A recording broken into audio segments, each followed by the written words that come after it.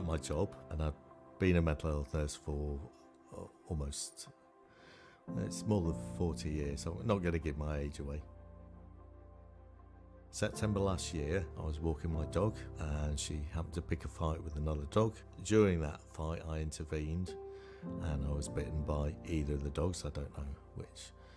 As a consequence of that, I contracted sepsis with quite a virulent bacteria. Essentially went into shock, lots of organ failure, and the result of all that is what they call a quad amputation.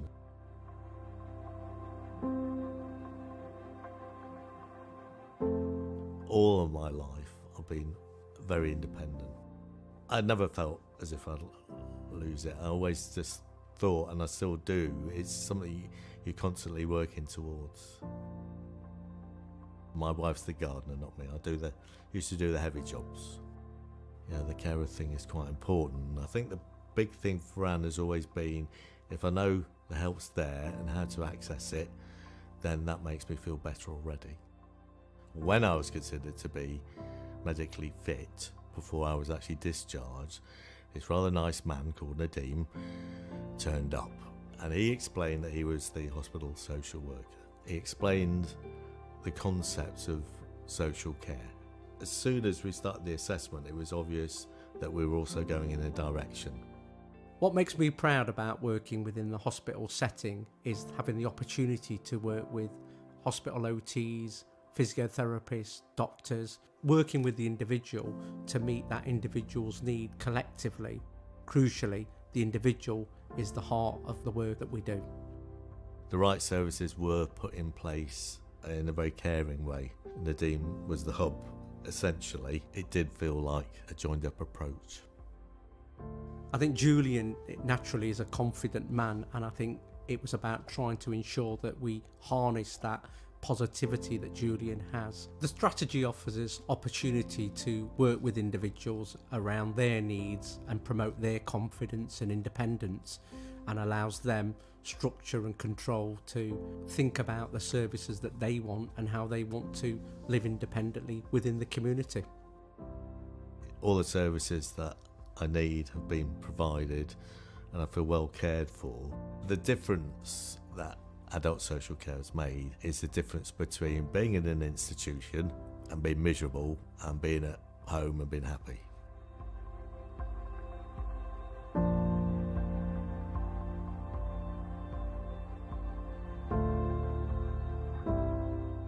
My life was a bit of a struggle. I've always wanted to do things like be out and about, meeting new people. Basically, my head was all over the place. I started working with Shane in May 2017. His social worker in the transitions team referred him to the NOTS Enabling Service. I know that NOTS Enabling Service have changed Shane's pathway for the better. His social worker told me that he was planning to commission 2 days of day services for Shane. And now what we have is someone who's happy with their life, working hard, getting paid, and for those other 5 days a week not being bored, sat at home. Ever since me and Aidan have been talking, ever since I've called him my brother, he's shown me some good skills, he's a nice lad. I can't have no one better than him, because he's quality. I quickly found out that Shane was very good with people and his social skills were great. He always makes me laugh. He wanted to do some gardening and also he wanted to help people, which is why he did some volunteering at the community gardens. I increased a person's confidence by focusing on what strengths they do have, because I believe if you focus on things that interest someone, you're likely to get the best out of them. I have the confidence to actually do something now in my life. I'm proud that I've enabled someone to be able to do those things that they wouldn't necessarily be able to do before or believe that they could do. And I think that sums up what the NOTS Enabling Service is about. We've changed someone's life for the better and actually made him more independent.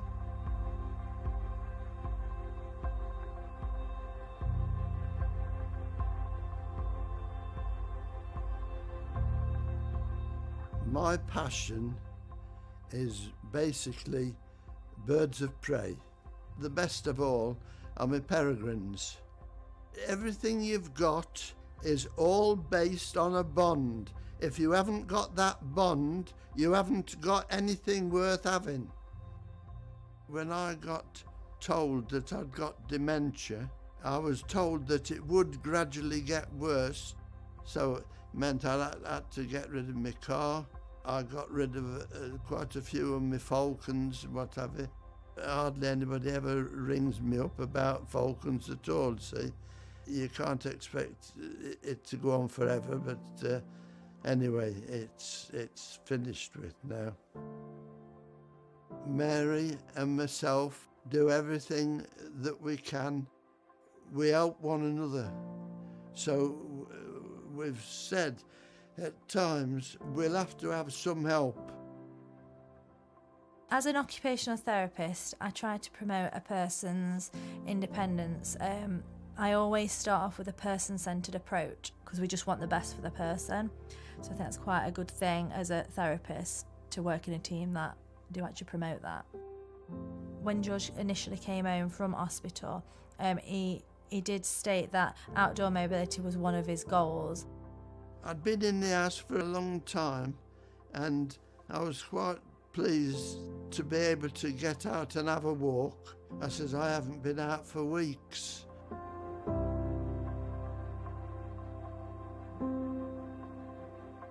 From the very young age, when I was a child, I used to idealize my father.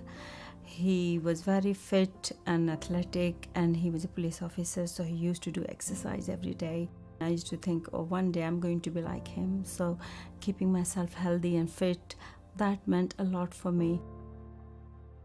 I contacted Nottinghamshire County Council Adult Access Service because it was recommended by my friend. People normally get in contact by phone in the customer service centre. Information's gathered, then it's passed through to the Adult Access Service, who will then call back, have a conversation and establish the best way to assess somebody. Seema was invited to our clinic. She was very nervous, didn't know anything about equipment, and unfortunately she'd lost confidence trying to access her bathing facility. She stopped taking care of herself because she was scared. Jane made me feel so valued because she was listening to me and she was very good in picking where I was struggling.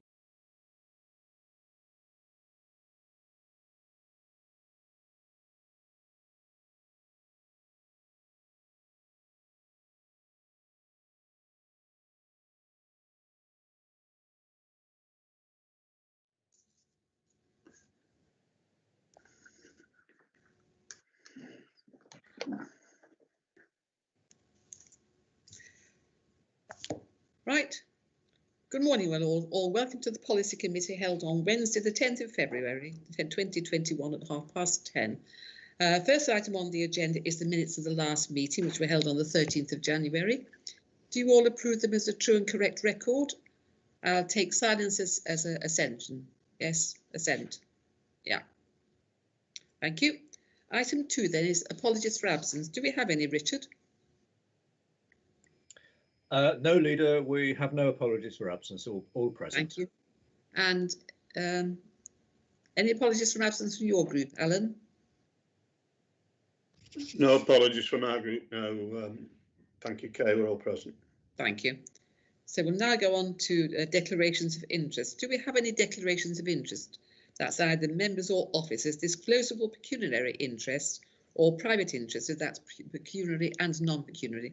David, you have your hand up. David Martin. Yes, thank you, Chair. Good morning, all. I have a non-disclosable pecuniary interest in item 11.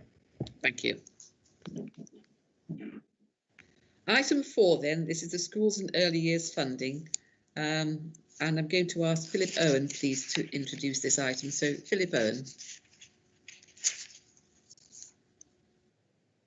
Yes, thank you, Leader. I'm happy to present this report, which comes before the Policy Committee every year.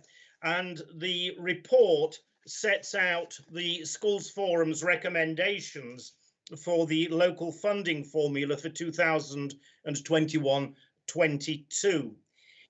In line with previous years, the updated formula follows the Schools Forum's recommendations that Nottinghamshire should mirror the national funding formula as far as possible. Schools will see increases on their pupil-led funding of between 2 and 12.24%. Nottinghamshire will receive an additional £10.5 million in the high needs block funding in 2021-22, which should cover anticipated budget pressures and allow further investment in the education of children with special educational needs. However, growing pressures within this block require that some of the funding be used to address the projected 2.1 million overspend in the current financial year. It should also be noted that Nottinghamshire is still subject to a gains cap, the maximum allowed by the national formula.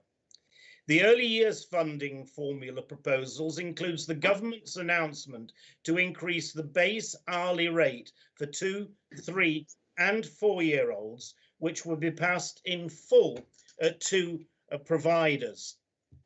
The current hourly rate for 3 and 4-year-olds includes a temporary 10 pence top-up, which was to be funded from a projected underspend in the early years block. However, the changing financial situation arising from COVID-19 has eliminated this underspend. As such, the top-up is to be withdrawn whilst uncertainty regarding funding continues, resulting in a small net reduction in the 3 and 4-year-old hourly rate.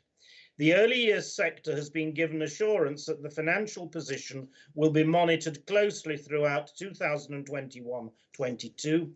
If this improves, any underspend would be reported to the Schools Forum and consideration given to distribute this via the hourly rate at a future date.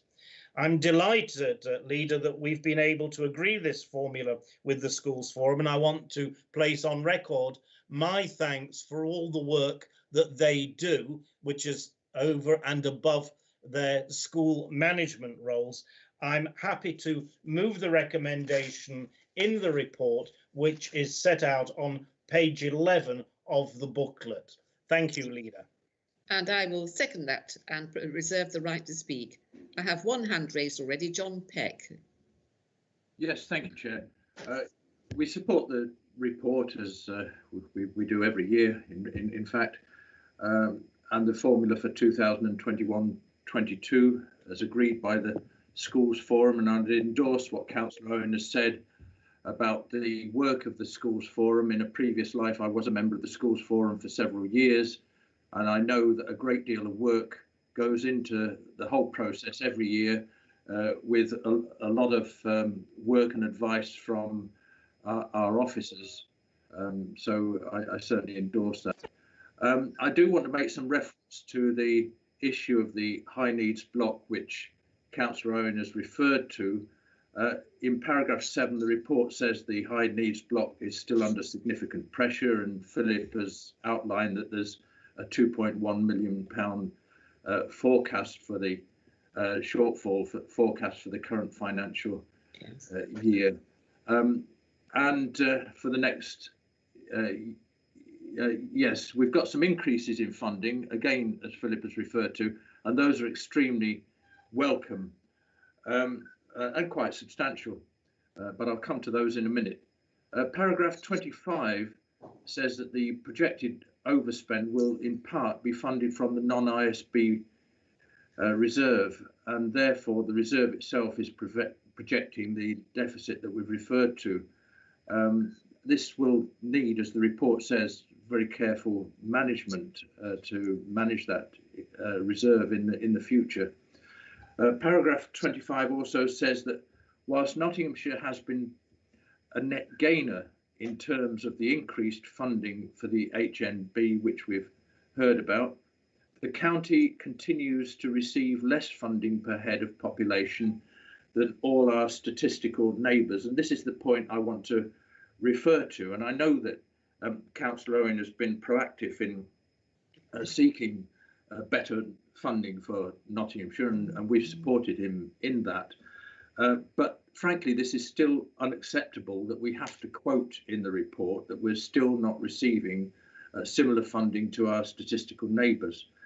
I can think of no logical reason why we should continue to receive even a penny less. The clue's really in the name, statistical neighbours, and government bodies such as Ofsted are very happy to use statistical neighbours to make all sorts of comparisons between Nottinghamshire and those statistical neighbours when it suits them. So in my view, there's no excuse for our funding under any heading to be any different. So that's the point I really want to raise. So if Councillor Owen is going to continue to seek parity in that area, then certainly we would continue to give our full support. Lastly, just on that, I'm wondering whether one of our officers could just give us some idea about the options available in the future to bring that deficit that's been referred to back into line. Thank you. Thank you, Chair. Yeah. Colin, before you bring you in David, Martin and then Rachel, can I ask Colin, please, can you just tell Councillor Peck and the rest of us where we are with that? Yes, thank you, Leader, and thank you, Councillor Peck, for the invitation to do that. Yeah, there are a number of reasons for that deficit, Councillor Peck and members. One of that is that children are staying on in special educational special schools longer than they had previously done. There's an expectation, yeah, that they go into not only sixth form but may also stay on until the age of 21, and indeed beyond that in very exceptional cases. And they're also starting school younger in terms of reception years and preschool. So it's not necessarily a matter of having more children receiving support through special educational needs, but they're there longer. Yeah, and the unit cost of some of that provision, particularly from the independent sector, has increased over the period. Yeah, as it's become more expensive under a COVID setting, for instance. Yeah, to do that, we do, and it's no comfort to me, Councillor Peck, but comparatively to our statistical neighbours, yeah, our overspend is significantly lower, yeah, than that. It is understood at the Department for Education and Central Government that there is a challenge around the high needs block, yeah, of the dedicated school grant. Yeah, this is a national issue, not a Nottinghamshire, yeah, issue. And if I, by way of example, yeah, illustrate that Kent is forecasting something like £25 million overspend this year. Yeah, this is a £2 million overspend of a budget of around just short of £90 million. So whilst it's significant, yeah, it is about 2%. Yeah, and we are taking steps to do that. We can, and we have done in the past, transferred from the schools block of the DSG, yeah, at some level, yeah, and we will explore the need to do that if required, but at the moment that's not within our consideration. And we'll be giving the Children and Young People's Committee regular updates on this issue, as we've done in the last financial year. Thank you, Colin. Is that helpful, John? Good.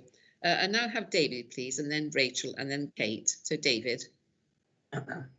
Yeah, thank you very much for that, Colin. That it is helpful because nobody likes to see us worse off than our statistical neighbours. My query really is about in paragraph 10 at the bottom of page 2. It talks about a potential affordability gap in relation to an increase in the number of children eligible for benefits related school meals. Between October 19 and October 20, an increase of approximately 26% was projected, resulting in a funding shortfall of up to 2 million. So during the pandemic, as we've seen dramatic rises in free school meal claimants, in the Ashfield district, for example, this has gone up from 4,187, and in March 2020 it was 4,825. In October 20, the latest figures, these are the latest figures. It's a similar story in Mansfield, where there were 3,618 and it went up to 4,182 claimants in the same time. And across the county, free school meal claimants went up from 19,783 to 22,294. It's a bit of a depressing picture. And I'd like to thank others for stepping up to help, you know, Sutton Community Food Bank and other food banks across the county, because we are facing a bit of a backlash in child poverty as a result of the pandemic, and going forwards that will need to be addressed. And I think it's a very convoluted system, the funding strategy, how it's worked out, and it's a good job we've got the school forum helping. Thank you, Madam Chair. Thank you. Can I just check with you, Colin, if you're still there? Did all the children receive free school meals who are eligible, even in the second wave? Yeah, so they obviously, Councillor Cutts, they receive free school meals during school term and through the winter support grant from the DWP. Yeah, Councillor Owen's committee, committed to spend 80% of that £2.2 million on feeding children in families. And over Christmas and again in half term and in a week and a half, we will be funding somewhere in the region of 23 to 24,000, £15 per pupil per week vouchers. The good news, Councillor Cutts, as I understand it, is the Department for Education and the Department for Work and Pensions are looking with regards to Easter and whether the winter support grant should extend beyond the 31st of March or not. Because it may be that the Healthy Activity Fund, which was to replace the winter support grant, is maybe not the right strategy for this Easter, but maybe the right strategy for by the time you get to summer. But that's under consideration, at the moment at central government. Thank you, Colin. And now I have Rachel. Thank you, Chair. My point was alongside Councillor Peck's on the last sentence of paragraph 25, and that has been addressed, so thank you. Thank you very much, Rachel. And Kate. Yeah, thank you, Chair. Just carrying on from some of what John was saying in terms of the high needs block and SC&D funding, and I know others have made this point, but I think it's a really important point to make. There is not enough money for this in schools. I mean, I can cite you kind of several problems in the school where I'm a governor in both primary and the secondary sector. Some heartbreaking stories where schools have actually bid for funding for some really high level needs children, clearly identified in the educational health and care plan, and they haven't had the funding. And I know there is this argument they're supposed to, for the first £6,000, they're supposed to meet the costs. But when you have really high level need children, that goes nowhere, particularly if they want one-to-one support on a regular basis. So I think it's a really important thing to keep raising.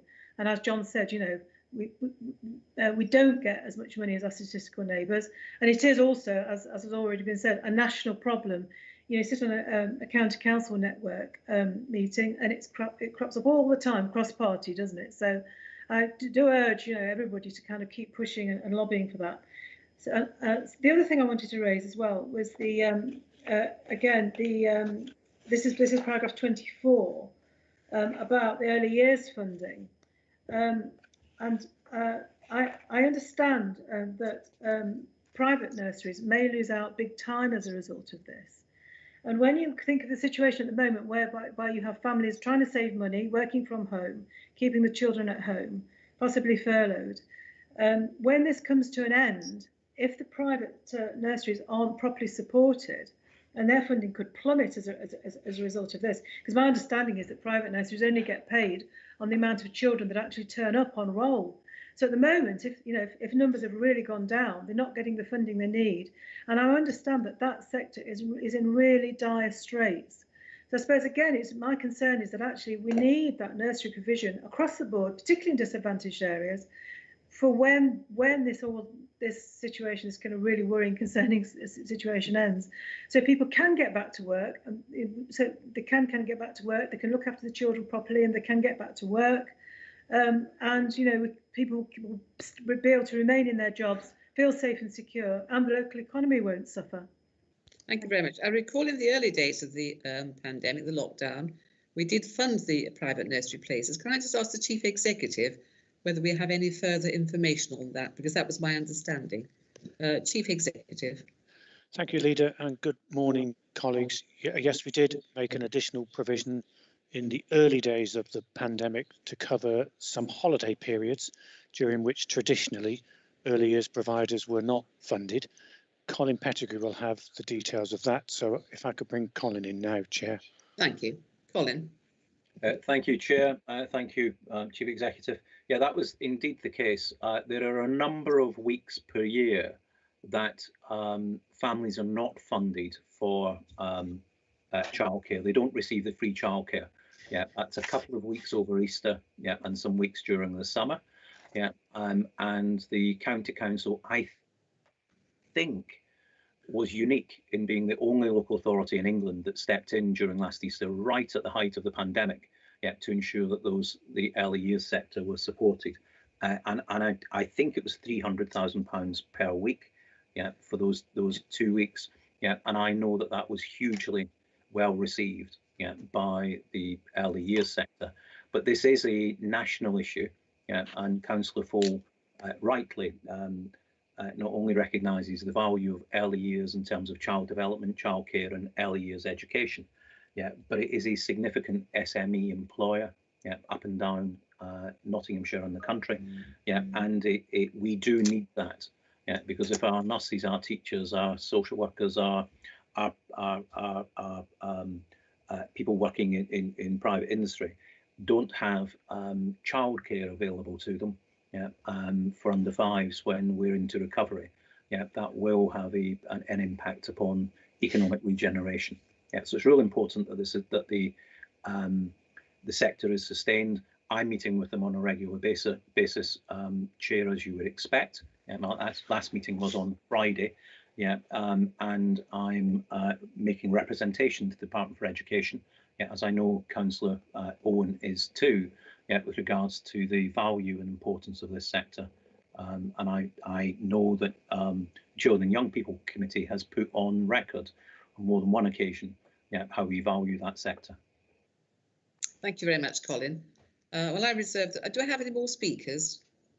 I reserve the right to speak. I don't really have very much to add. I'd like to thank the Chief Officer and the Director of Children's Services for their support. And I'd like to ask Councillor Owen if you'd like to come in and say anything about the points being raised, Philip. So, yeah, thank you, Leader. I'll pick up first of all Councillor Peck's comments with regard to statistical neighbours, which has been made by one or two other speakers. Yeah, I agree that we should be on a par with our statistical neighbours, but let's not underestimate the journey that we have undertaken and the success that we have had as a result of lobbying. An extra £10.5 million into the high needs block. Now, that's not an inconsequential sum, but if you're saying there's still more to be done, I wouldn't disagree with that. But clearly, over the past few months, in fact, getting on for a year now, it's not been possible to fix up any more ministerial meetings to lobby in the way that Marion Clay and I were able to, facilitated by Ben Bradley MP with the then minister, which has proved successful. So let's don't underestimate what we have achieved, and also bear in mind, and this is a point that the corporate director made, our management and the schools forums management of the funding has been so much more effective than some of our statistical neighbours who are reporting considerable overspends. £29 million in Kent, and we have a relatively modest £2 million out of £90 million. So yes, I wouldn't disagree. There is more work to be done, and I shall be more than happy when this wretched pandemic is over to have yet another trip to London and do the necessary lobbying. I would also pick up on the issue of free school meals, which Councillor Martin has raised before, specifically with regard to Ashfield and the issues around child poverty.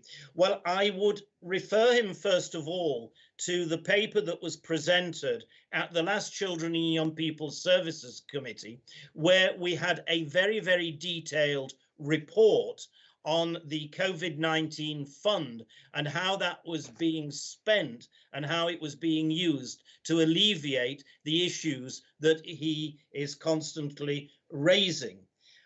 As far as the increase in the number of children receiving free school meals, this in part will be because those that are eligible are claiming, whereas in the past they probably haven't.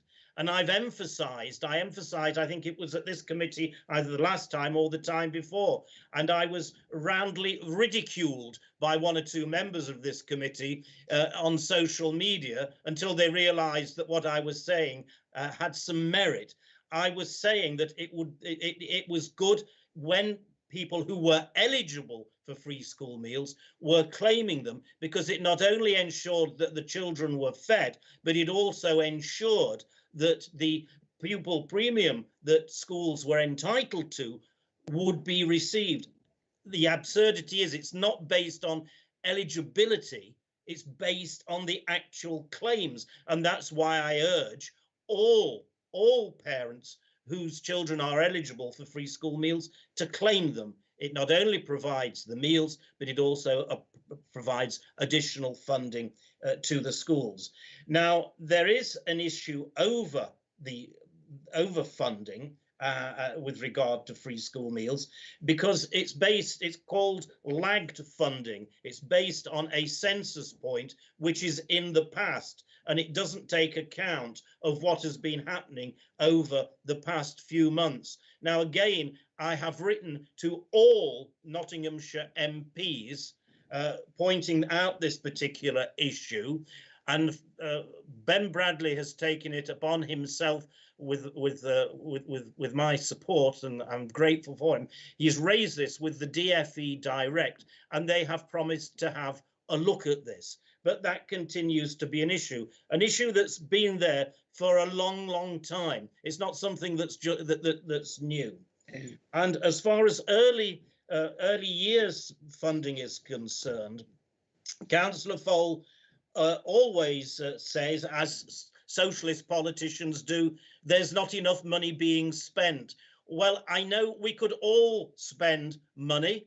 We're all capable of doing that, but you've got to be pragmatic and realistic. And can I tell the committee leader that as far as Nottinghamshire is concerned, in the early years situation, Nottinghamshire has the highest hourly rate for 2-year-olds, the highest for 2-year-olds, and the third highest hourly rate for 3- and 4-year-olds across the region. I think, on the basis of what I've said to committee this morning, we are doing all that we can. Our officers are moving heaven and earth to do all that they can. The schools forum has moved heaven and earth to do all that it can. But if you said to me, here's another £50 million, Philip, could you spend it? Well, the answer would be yes. But there isn't going to be that £50 million. So we've got to continue to manage. We've got to continue to manage what we do have effectively and efficiently, and continue to lobby, as we have done in the past with some degree of success, for fair funding for Nottinghamshire. And I am resolved to do that. And with those few comments, I urge members to support the recommendation. Thank you. Thank you very much, Philip. And the recommendations are that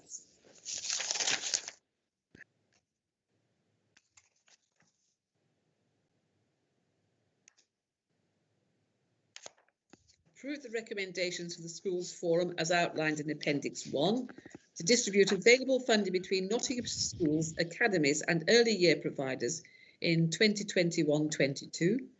And in order to make the voting clearer, I'm going to ask the Chief Executive for each agenda item to read out the members' names alphabetically, in order for them to be to confirm whether they are voting for, against or abstaining. So now, Chief Executive. Thank you, Leader. As with the previous virtual meetings, colleagues, the votes will not be recorded in the minutes of the meeting unless 2 or more members request it, but I will be, as the Leader has said, calling the register. Starting with Councillor Adair. For. Councillor Barnfather. 4. Councillor Butler. 4. Councillor Cotty. 4. Councillor Cutts. 4. Councillor Fole. 4. Councillor Garner. 4. Councillor Guilfoyle. 4. Councillor Harper. 4. Councillor Jackson. 4. Councillor Knight. 4. Councillor Lawton. 4. Councillor Madden. 4. Councillor Martin. 4. Councillor Owen. 4. Councillor Peck. 4. Councillor Pringle. 4. Councillor Rhodes. 4. And Councillor Vice. 4. That's unanimous, Chair.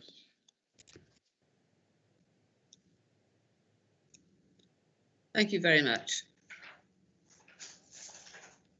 And now move on to the next item on the agenda then. It's agenda item 5. Has my picture disappeared somewhere? No, you're still here. My screen's not quite right, so I'll continue. Agenda item 5 then is a report from the Chairman of the Children and Young Persons Committee, giving children the best start in Nottinghamshire, strategy 2021 to 2025. I'm going to ask Councillor Philip Owen, please, to introduce this. Thank you again, Leader. The report in front of committee this morning invites you to approve the Best Start strategy following endorsement at the Health and Wellbeing Board and Children and Young People's Committee. The Best Start strategy includes 10 key ambitions with a view to giving every child in Nottinghamshire the best possible start in life. We know that a good start shapes lifelong health, well-being and prosperity.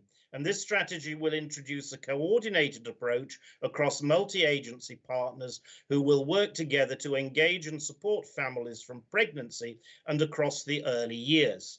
The strategy will be overseen by a new Best Start Partnership Steering Group, which will report to the Health and Wellbeing Board, whilst also working closely with the Children and Young People's Committee. Regular reports and updates will be provided annually to the Health and Wellbeing Board and biannually to the Children and Young People's Committee. Of particular note is the strategy's focus on the impact of COVID-19 on maternal health and babies born during the lockdown, which I am sure members will agree needs to be of high priority as we come to the end of this pandemic. I therefore move the recommendation which is set out on page 20 of the report. Thank you, Leader.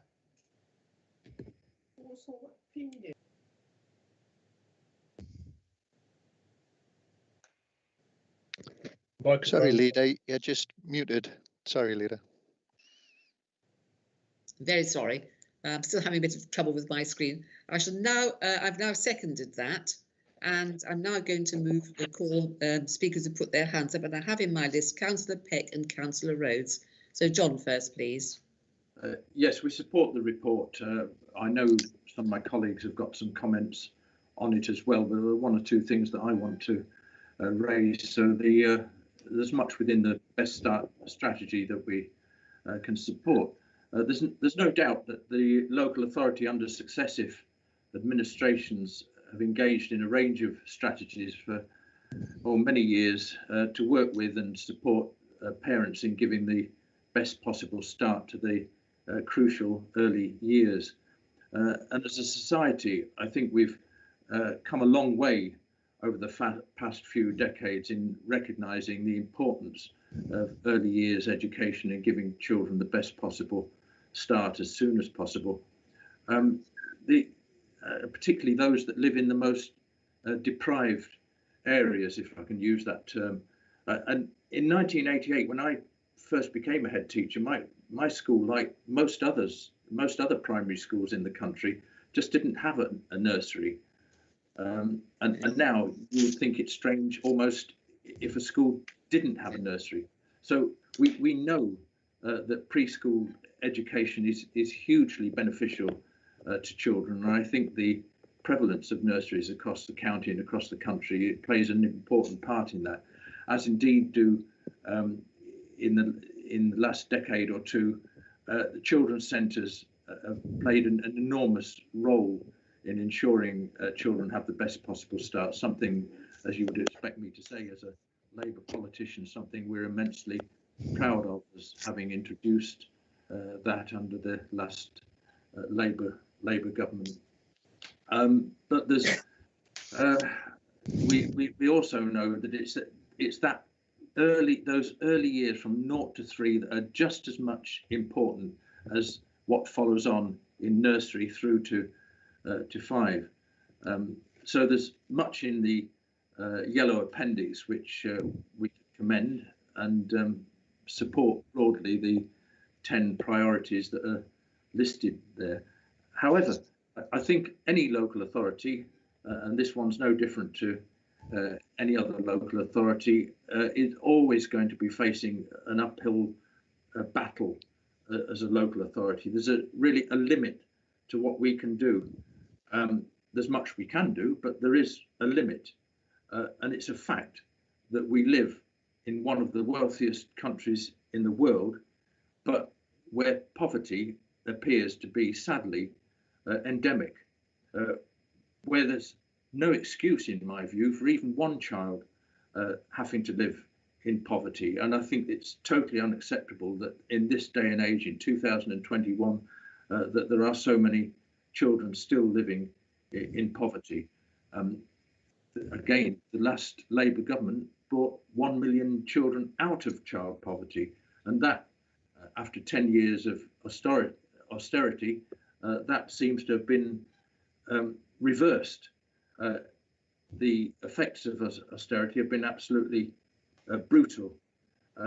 But more recently, I think that the pandemic, which we come back to time and again, has really highlighted those gaps between the wealthiest in our society and those that are living in poverty or in deprivation.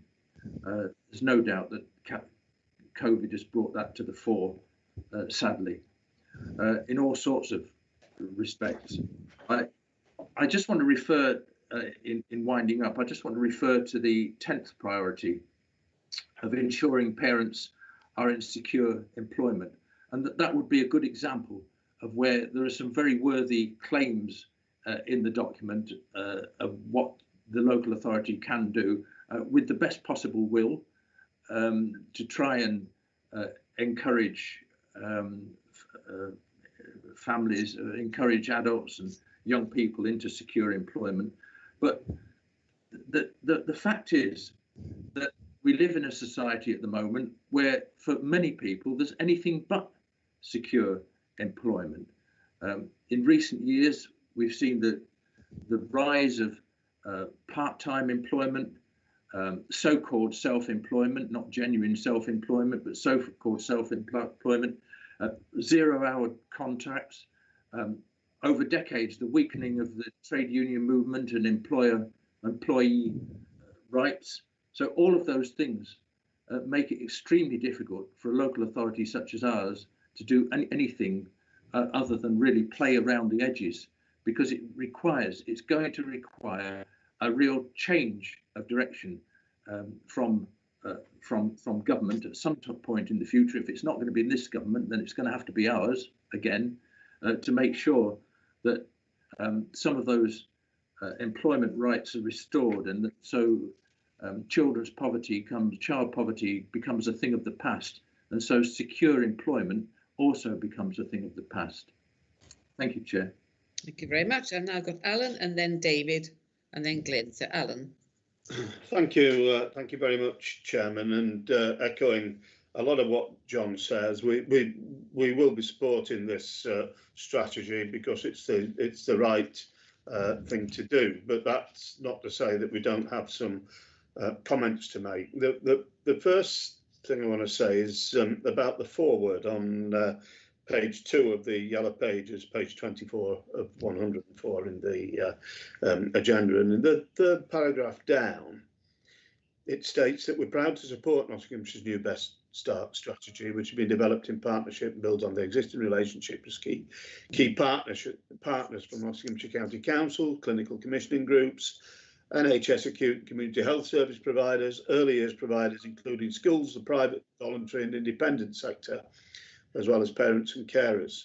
There's a glaring error there, or a glaring omission, and that is our Sure Start children's centres. There's no mention whatsoever of Sure Start children's centres, who are actually a key partner in the provision of early years provision and supporting families and young children.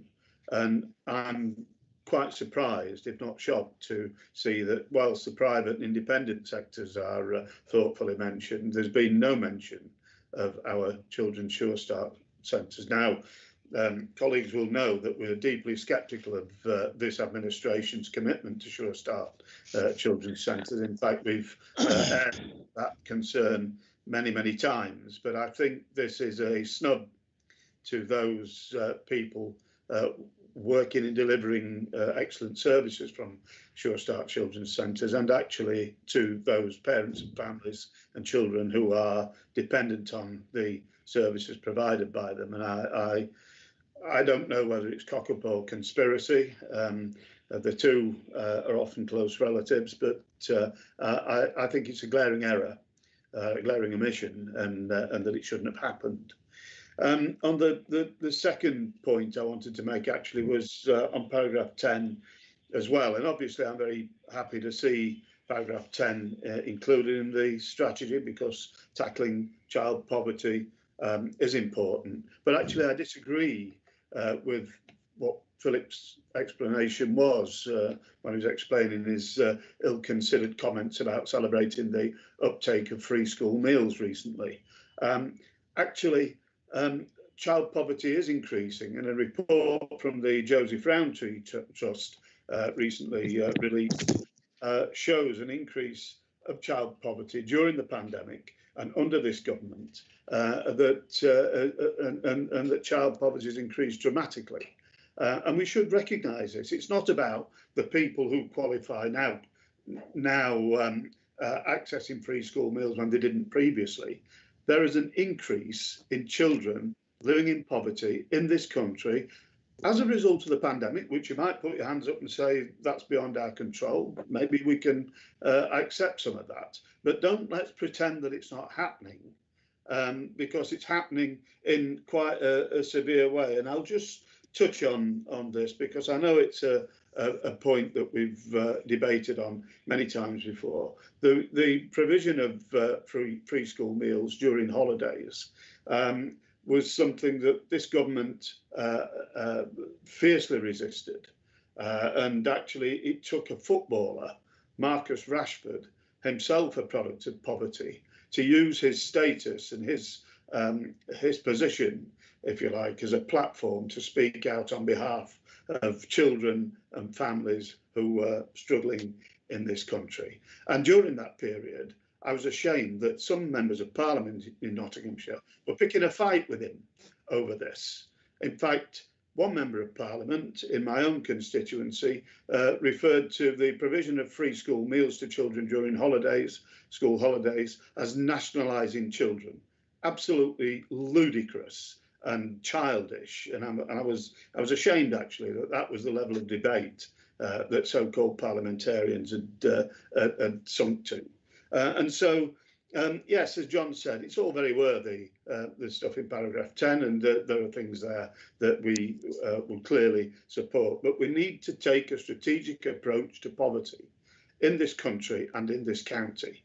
And that means actual actions, not warm words, not observations, not sort of, we need to do a bit more of this and a bit more of that. There needs to be a strategic approach to poverty and inequality in this county, because it's getting worse. And if we don't accept that, frankly, we're letting an awful lot of people down in this country. There are people who will lose their jobs as a result of the pandemic. There are people currently furloughed who are struggling to manage financially. There are people, as John rightly says, who are on very unpleasant 0 hours contracts, and their families.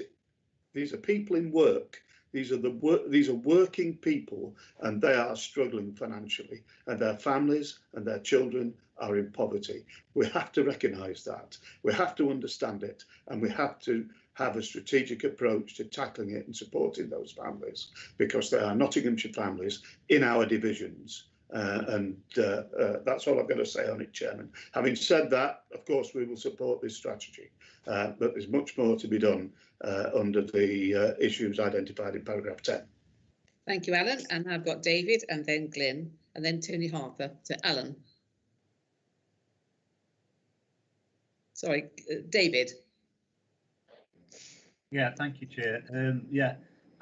My criticisms about the, well, there weren't criticisms actually. I wasn't criticising the fact that there was an increase in free school meals, although it was an afterthought reaction by a latent reaction by everybody. And I get what you're saying, Councillor Owen, about people not coming forward to claim their free school meals because they haven't done in the past, because they've been working and they've been proud to do so. And I welcome this strategy, I really do. And as Councillor Rhodes alludes to, there's still more work to be done, and there always is. I'm not going to apologise for raising the fact that during the second half of the pandemic, that child poverty, especially in Ashfield and Mansfield, has certainly increased. You know, and we're talking about a lot of self-employed people who don't earn over £50,000 a year, or a lot of smaller hairdressers and manicures, all the smaller trades. They're all self-employed, and they are the bedrock of conservatism, because they live in that ethos. And these are the people that have been suffering, who are now coming, not really wanting to hold their hand out and say, I want a free school meal. You know, and these are the people that we've had to help through the pandemic, and that's nobody's fault. And I'm glad we have helped them. And I'm not criticising that at all. And I think this is a great policy, and especially where teenage mothers in Nottinghamshire are, especially in Ashfield, they've got the highest smoking rate in the county, and that's one of the other issues. And if a policy and a strategy can help combat those health inequalities and inefficiencies across the districts, I'm all for it. So teenage pregnancy is another one, and of course it's crucial that we get the best start in life. But of course it is for all on a more even keel, and this policy is going to help the foundations and build on that. And so I welcome it, and I do. But I'm never going to apologise for raising the issues of poverty where it shows in such a drastic way as it has done in the last 8 to 10 months. Thank you, Chair. Thank you very much. Now, Glyn. Thank you, Leader, giving me the opportunity. As Alan has said, and Councillor Peck, you know, we support this with some caveats, in the sense that we feel that there are areas that could be strengthened within the report. And I'm glad Councillor Owen, in his opening speech to the report in particular, emphasised the impact of COVID-19 on parents, and the report points out about the parents who currently don't have the ability, or seem not to have the ability, to cope with pregnancy and having new babies at this particular point in time, and the effect that COVID's had on the babies themselves and also young children. It also points out, as has been said, about the large number of families experiencing food insecurity, as it's called now, as opposed to food poverty, and the number of people that are suffering from emotional and mental health well-being. My thing about that particular issue on the recognising the impact of COVID, and I did say this at the Health and Wellbeing panel, is that clearly we know about that. What I want to see is the exit strategy. I want to see the COVID recovery plan.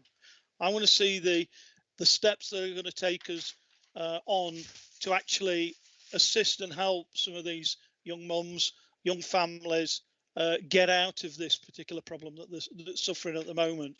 And I know from my own experience that it's very difficult these days for young mums. They can't meet other young mums for a start. You know, they haven't got that as any self-help. You know, a lot of that is a self-help group where they meet other young mums, talk about the problems that they're having.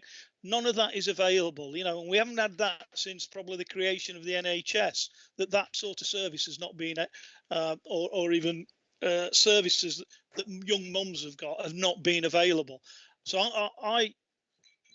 say on that section. Glad that we're recognising, but really do think that we need to do a very, very quick turnaround on a plan that will help us to rectify this very, very quickly, because I think the longer that we leave it, the more people that are suffering, and we can't let that go on. You know, we recognise it. Let's do something about it. Thank you. And I have Tony Harper, and after that Muriel, and then Mike Pringle. So Tony. Thank you, Leader. This is a good paper which supports a lot of our council strategies. The paper has the 10 effective strategies which everybody's read. They're meaningful for today. As it refers to in the report, the Health and Wellbeing Board, which I've been involved in, endorsed the Nottinghamshire Health and Wellbeing Strategy in December 2017.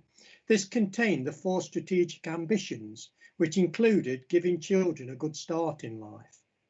And our council plan, Your Nottinghamshire, Your Future, includes a priority to make Nottinghamshire a great place to bring up a family so that children get the best start in life. So it's a thread through most of what we do. The Health and Wellbeing Strategy aims to improve the life chances of all children in Nottinghamshire. In February 2020, the Health and Wellbeing Workshop was held, which focused on the priority of giving children the best start. It was attended by a wide range of stakeholders, including elected members, CCGs, the health service, plus young people and family support groups. So it was very widely put out there for comments. The workshop took on board all of the views and helped to inform the best start strategy, of which one key priority is the safeguarding of children and families. This strategy also includes a focus, as was previously mentioned, on the impact of COVID-19, so it's up to date. This motion will be good for all children and families in Nottinghamshire, and I'll be supporting this motion. Thank you, Leader. Thank you, Tony. And I have Muriel, then Mike Pringle, and then Kate Fowle. So Muriel. Thank you, Chair. And yes, certainly I'd be supporting the paper, and I think the main points have been raised by colleagues. I think all I want to comment on and ask about is the pace at which we are going to be responding to the impact of COVID-19, particularly the points made by Councillor Guilfoyle. The issue of the isolation of young parents and their young babies has been well rehearsed at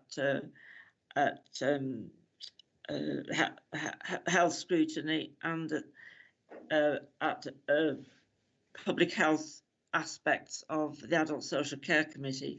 I just would be interested to know if there are any plans emerging that we could just be referred to now, that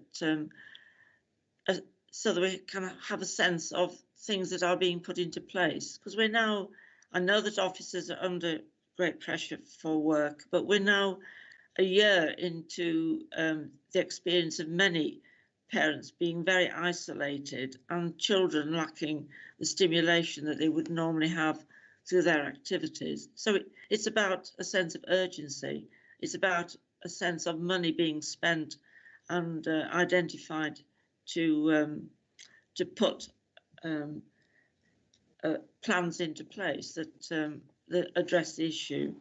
I think the same applies to the page on the issues of secure employment. I think the last paragraph talks about commissioning and delivering services which target localities and appropriate groups that need support. You know, do we have any examples of that happening yet? That we could be reassured as a policy committee that these two areas particularly are being dealt with some urgency. Thank you. Thank you, Muriel. Yes, and now Mike, and then Kate. Mike. Thank you, Leila. The paper for me is late. Poverty has been here and has been increasing throughout your administration, and so, Councillor Owen, I recognise that there's been a reaction to the COVID in which the highlighted poverty has come forward, in which case obviously partners have come together, which has been a great thing, but the paper is 3 years too late. I've had poverty around me, as I'm sure each and every one of us have as Councillor Martin said earlier in Ashfield and Mansfield. So that should have been addressed previously for me. And also, I think the poverty is not those who are the unemployed poverty. It's those that are in work, as Councillor Rhodes pointed out. The poverty now is stretching to those who are in work, in employment, trying to, and just not being able to get through. So I think when we have the footnote at the bottom of the paper to say you'll address poverty, I think that footnote should actually lead this paper. That should be at the front of this and should drive the paper as we see it. And had we done it, or had we been able to vision this paper, and I'm supporting it, Councillor, and I really am supporting it, so I think the results will be good coming of it. But had we done this 2, 3, 4 years earlier within your administration, we would have probably been able to highlight the £1 million that you say by stopping funding the perinatal clinic and the speech therapy. That again will still have an impact on my area, on poverty, on those children and families that you're now saying you're going to support. So I think there'll be a crossover which I look forward to, in recognising that area in particular is an area which is a specialist in many ways, and we can still recognise that there is an address, even if it's not coming to us direct, but the address is impacted within the poverty of the area. Thank you. Thank you. And now Kate. Yeah, thank you, Leader. Again, like everybody, it's a good strategy, but I'm really concerned about how we measure impact, where the proper plan is, where the funding's coming from, and the pace, all the things that other people have raised. And as Mike has just said, you need to put your money where the mouth is, really. And as Mike has said, the cuts to the Children's Centre around language and for pregnant women, that does not chime with this strategy. And looking back at the strategy, I'm now on the yellow pages, and there's a paragraph on page 27 where you're saying there's a clear economic case for investing in the early years of children's lives. For every £1 invested in quality early care and education, taxpayers save up to £13 in future costs. So when Councillor Owen accuses me about going on about shouting about money for children who really need it, yes, I do, and I always will. And if you look at your own strategy, you will see there's actually value for money. If you put in the money in early intervention, not take it out, as you have done, then actually there is a financial argument to it, as well as it being absolutely the right thing to do. Thank you. Thank you very much. Do I have any more speakers? Did I see Councillor Barnfather's hand there? Chris? Yes, thank you, Leader. Just to say that I welcome the strategy. I think it's a great document. It's obviously the way forward. And it's been interesting listening this morning. I've never heard so much negativity about a document that's going to get unanimously voted through, unless I'm very surprised. So perhaps we should call this to the vote. Thank you very much. Well, I have reserved the right to speak, and I just will make 1 or 2 comments. I will remind you, it was your administration 4 years ago, so we have inherited what you left behind, and I believe we've improved it immensely during the last 4 years. This is a strategy that's coming from Nottinghamshire County Council, and also the Health and Wellbeing Board, which of course has health workers on that board, including GPs and from district councils as well. So I think it's a document we can recommend. We put children at the first of our agenda, always, every time. Not spending on buildings, which you want to do, not spending on keeping centres open where people can't get, but on providing services for children to those parents. You can shake your head, but that's the truth of the matter. You're all hooked on spending on buildings and paying rent and not paying the money to the children. I will remind you, this council did stand up to the plate straight away, and we did agree to do free school meals. I spoke to the chief executive about that on Monday morning, and it was settled by lunchtime that day. And Councillor and I spoke to the day before in order to make sure that we were on the same page about this. I care greatly about the children in Nottinghamshire. I care about their families. I also care about giving people decent jobs, children good education, upping their aspiration to better themselves in life, to do better than their parents did, and to find work that pays them well as well. And that's why we have an economic strategy second to none across the East Midlands, and why we need to draw down more money from government to equal us up, so those infrastructure projects can go in and we can start spending and giving people worthwhile jobs. So I'm now going to ask Councillor Owen, please, to wind up, because you were the proposer of this amendment. Yeah, thank you Owen. very much, Leader. Is there an election on the horizon? I'm just wondering. And if so, then I would remind the Labour group that they have controlled this council for the past 32 out of the last 40 years. Yeah. And they want me to put everything right at a stroke, to quote a phrase. But I'll put that to one side and just deal with what was said.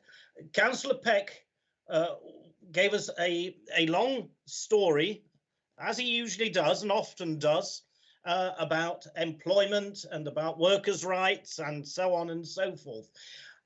Employment is important, of course it is, and we know that.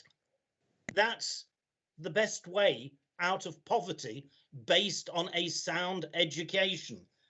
And let me remind him of two examples where we have been working to try and get people into employment. There's the Troubled Families Programme, where one of the success criteria is to get parents into sustained employment.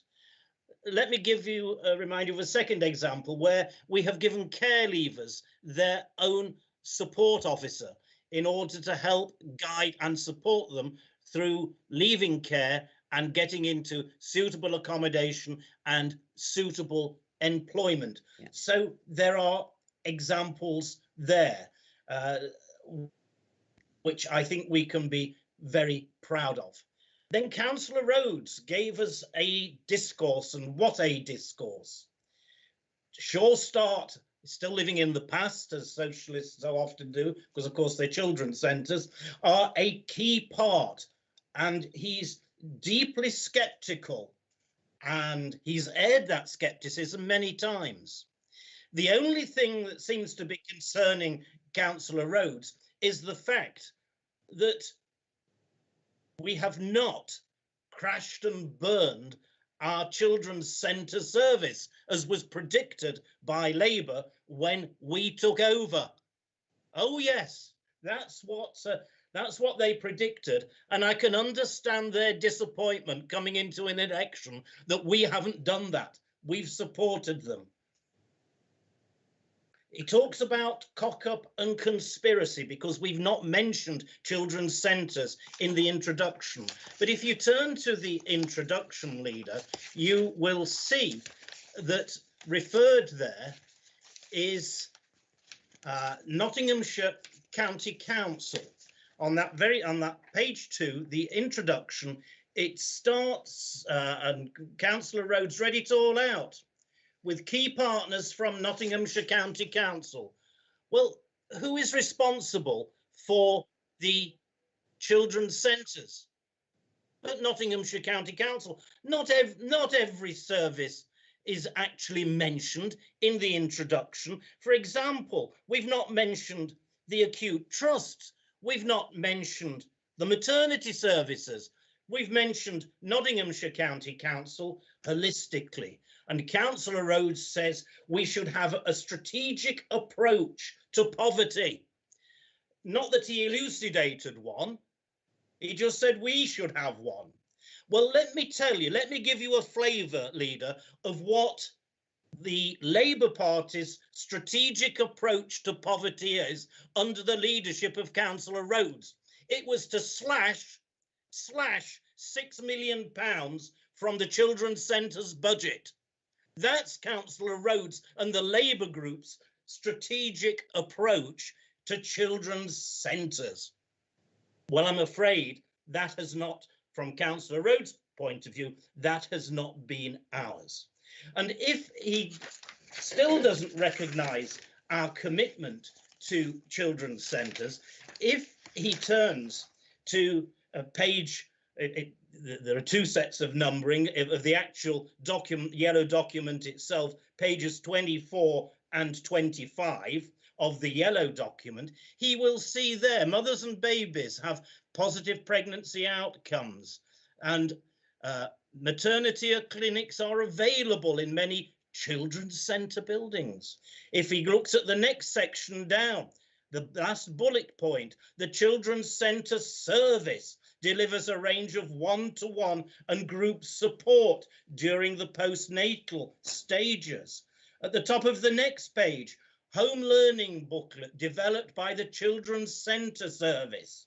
The next one down, the Children's Centre Service delivers successful peer groups, peer support groups for parents with low emotional well-being. And the very last bullet point on that page, the Children's Centre Service provides extensive health promotion.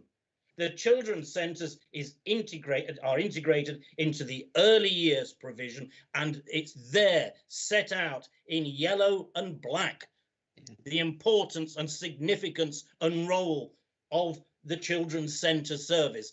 It doesn't, just because you happen to mention it in a foreword, in an introduction, doesn't mean anything. It's there, and our commitment to it. What a pity you couldn't have flown the flag right at the beginning of the document instead of buried it away on page 25. And I didn't interrupt you, Councillor Rhodes, and I'd be grateful if you don't interrupt me. I understand you don't like what you hear, but then that's tough. You shouldn't hand out the criticisms when you can't take it back. Now, Councillor Pringle, late in bringing this document. My goodness me, I started off by saying that Labour's run this council for, what was it, 32 out of the last 40 years. And he accuses me. He accuses me of being late in bringing it together. Of course, a lot of the services are already there. What this document does is to bring together coordinating strategies that have been in operation for a long, long time, and we will continue to develop on them.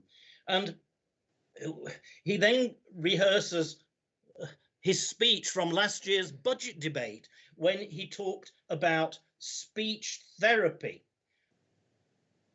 Well, if I remember correctly, because clearly Councillor Pringle doesn't, the way we altered the service was to actually provide and pay for what the service wanted, and said we're no longer going to pay for what the National Health Service should be paying for. That was the difference. We could focus what we wanted to develop as far as speech and language therapy was concerned, because the contract was not a particularly well-drawn one, and it just handed over money to the provider and said, get on with it. And we said, that's not good enough. You are going to deliver what we want you to deliver, or if you don't, we'll get somebody else to do it for us. And if you want to see, Councillor Pringle, what that all involves, then turn to page 26 of the document and look there where it says children and parents and carers are supported with early language, speech and communication. So I hope you're not going to rehash your last year's speech. We are looking forward to an alternative budget in a couple of weeks' time, setting out your strategic approach to poverty and your vision for the future. This is an outstanding document. It encapsulates all that we are trying to do over the next 4 years and will do over the next 4 years. And I commend it to members of this committee. Thank you. Thank you all very much for your contribution this morning. Can I remind you, we are here to approve the Nottinghamshire Best Start Strategy 2021 to 2025, which is attached in Appendix 1 in the papers you've had today. It's the yellow pages that have been frequently referred to. So I'm now going to ask the Chief Executive, please, to call the register of the vote. So, Chief Executive. Thank you, Councillor Cutts. Can I start with Councillor Adair, please? For. Councillor Barnfather. For. Councillor Butler. For. Councillor Cotty. For. Councillor Cutts. For. Councillor Fole. For. Councillor Garner. For. Councillor Guilfoyle. For. Councillor Harper. For. Councillor Jackson. For. Councillor Knight. For. Councillor Lawton. For. Councillor Madden. For. Councillor Martin. 4. Councillor Owen, 4. Councillor Peck, 4. Councillor Pringle, 4. Councillor Rhodes, 4. and Councillor Weiss. 4. It's carried unanimously. Thank you very much, Chief Executive. Let's now move on then to agenda item 6, which is digital connectivity in Nottinghamshire. Digital connectivity is crucial and critical to the lives of residents and the productivity of our businesses, as highlighted by the coronavirus, and the type of meeting we're having today, incidentally, is a product of this. Since its inception a decade ago, our Better Broadband for Nottinghamshire project has benefited from the full cross-council support. We are the leader of the pack and lay claim to being in the top 3 most digitally connected counties in the country. This report takes us beyond the council's digital network upgrade and details our intention to see continued growth that respects and protects our heritage and natural environment for the present and future generations. The report also details how we are transitioning to supporting mobile connectivity, building upon the council's visitor economy strategy, and this will promote an indoor immersive tourism offer in Sherwood Forest. And we remain committed to increase the visitor spend in the county to support local businesses and rural areas. As the County Council, we work hand in hand with other public sector partners, attractions and businesses from Nottinghamshire and beyond. And indeed, the report introduces an opportunity for the Council to participate in a worldwide project with our neighbouring University of Leicester, which I hope members will note with interest. The provision of enhanced digital infrastructure continues to the positivity influence of our economy. And I should like to point out now where we have reached on the recommendations, because I'd like to here to put in an alteration to the amendment, which I think it's missed out part of what we're trying to do as a county, which is expanding digital, 5G, rollout with broadband everywhere, but we also recognise that there are some areas which don't receive a very good reception, and we need to address those. So on items, I put in an item here, which I'm going to read out to you, and they're going to ask Keith to put on the screen. I've asked to be put in, ask the Corporate Director of Place to continue efforts to support the take-up of superfast packages and those premises which are not served by superfast broadband. The recommendations are on the screen, and they are the same apart from the added item, item 3. So item 3 now becomes item 4, but the rest remains the same. So I'm proposing that from the chair. And if you've all had an opportunity to read that now, I'm going to ask for a seconder. Do I have a seconder, please? I will second that and reserve the right. Thank you very much. So if you could take it down, Keith, so we can see the hands again, it would be helpful. I've got Rachel Madden who wishes to speak. So Rachel. Thank you, Chair. This report is very encouraging, and it's good to see that we're ahead of the game. It's been really rammed home that with this pandemic, how important good, decent broadband, etc. is. We were aware of it before, now even 10 times more. I'm also welcoming the additional recommendation that you're putting forward, because as you may have heard over the years, I've occasionally raised the fact that I've had an estate on the edge of my division. Planning permission was given over 10 years ago, when this sort of infrastructure was perhaps a spark in somebody's eyes somewhere. So no provision was made for connectivity or anything. And the residents, as they've gradually moved in, have had an ongoing battle to get decent connectivity, etc. And I'm sure my estate is not alone throughout the whole county. So I just wanted to flag that aspect up, but you've beaten me to it. Thank you. Thank you very much, Rachel. I now have Mike Pringle, so Mike and then Bruce. Mike. Thanks, Leader. Just to say I appreciate the add-on of the piece within the report, and to say Morehouse in my division has struggled constantly, and if officers could offer me an update that I can feed back. Only last week I had a meeting with residents, and it is a shocking reception over there. So if officers could get to me and give me feedback of any sort of boost or timescale where we'll be able to supply these with a better facility, I'd really appreciate that, to be honest. I'm sure that's been noted, Mike. So, Bruce. Yes, thank you, Leader. I know you're listening, Nicola, to this one, but I've got two areas in my patch that suffer from very slow broadband, and they're cutting out all the time. Whilst I applaud the work of your department in liaising with these committees, these communities which are cut off as far as broadband is concerned, because they cannot access the relevant speeds to be able to operate the systems that are now in place. What is worrying me is the length of time it is taking Openreach to do the necessary work to allow these communities to move forward to improve their lot as far as broadband schemes are concerned. And whilst I understand the processes involved, unfortunately the processes were put in place pre-COVID, and it is very difficult for some of these communities to be able to liaise with the members that are within those communities to gain access to them, to gain their support, to follow on with the permit scheme necessary to be able to release the funding which will improve the situation for them.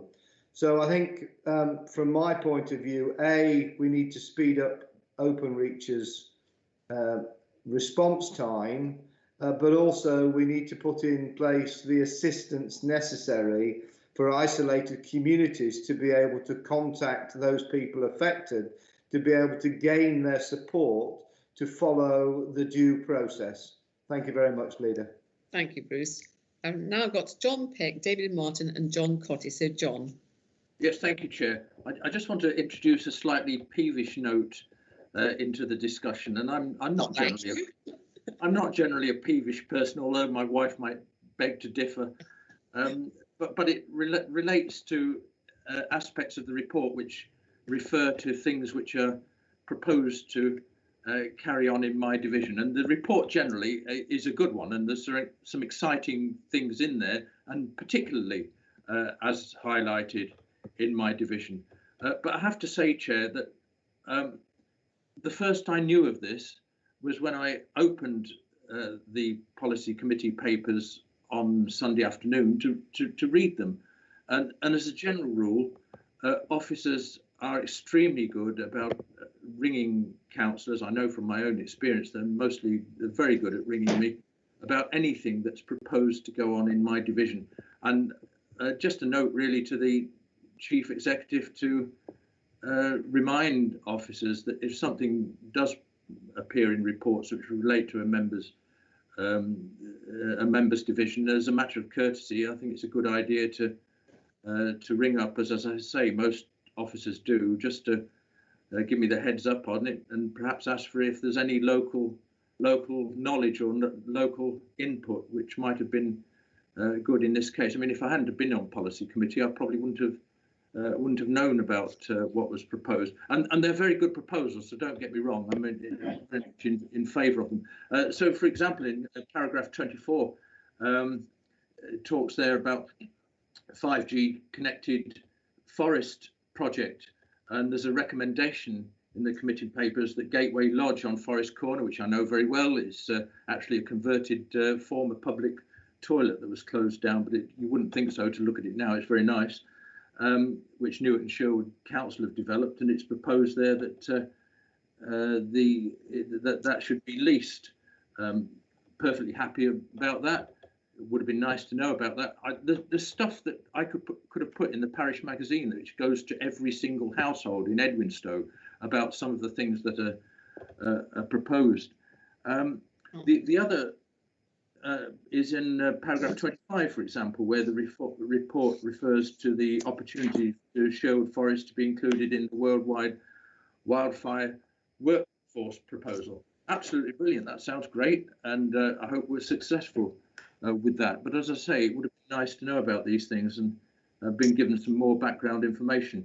And if an officer had rung me, I would have pointed out that there is reference in those paragraphs to a place called Thoresby Vale. Now, that might leave some members slightly amused as to where Thoresby Vale is, and is there such a village? Well, no, there isn't such a village.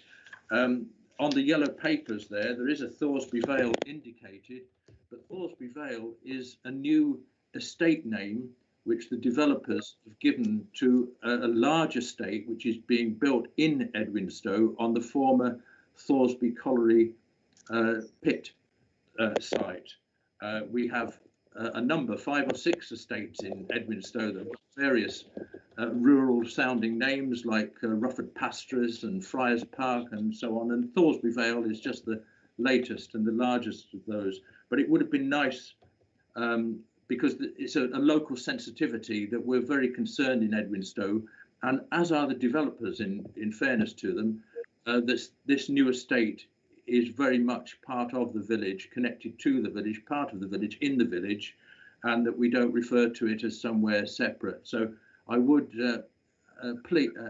ask this, make this plea that in future any reference to anything arising out of this report, and indeed future reports, always refer to, if they have to refer to anything relating to Thoresby Vale, that it's Edwinstowe Thoresby Vale Estate or Thoresby Vale Estate in Edwinstowe, but making it clear that it's something that's happening in Edwinstowe.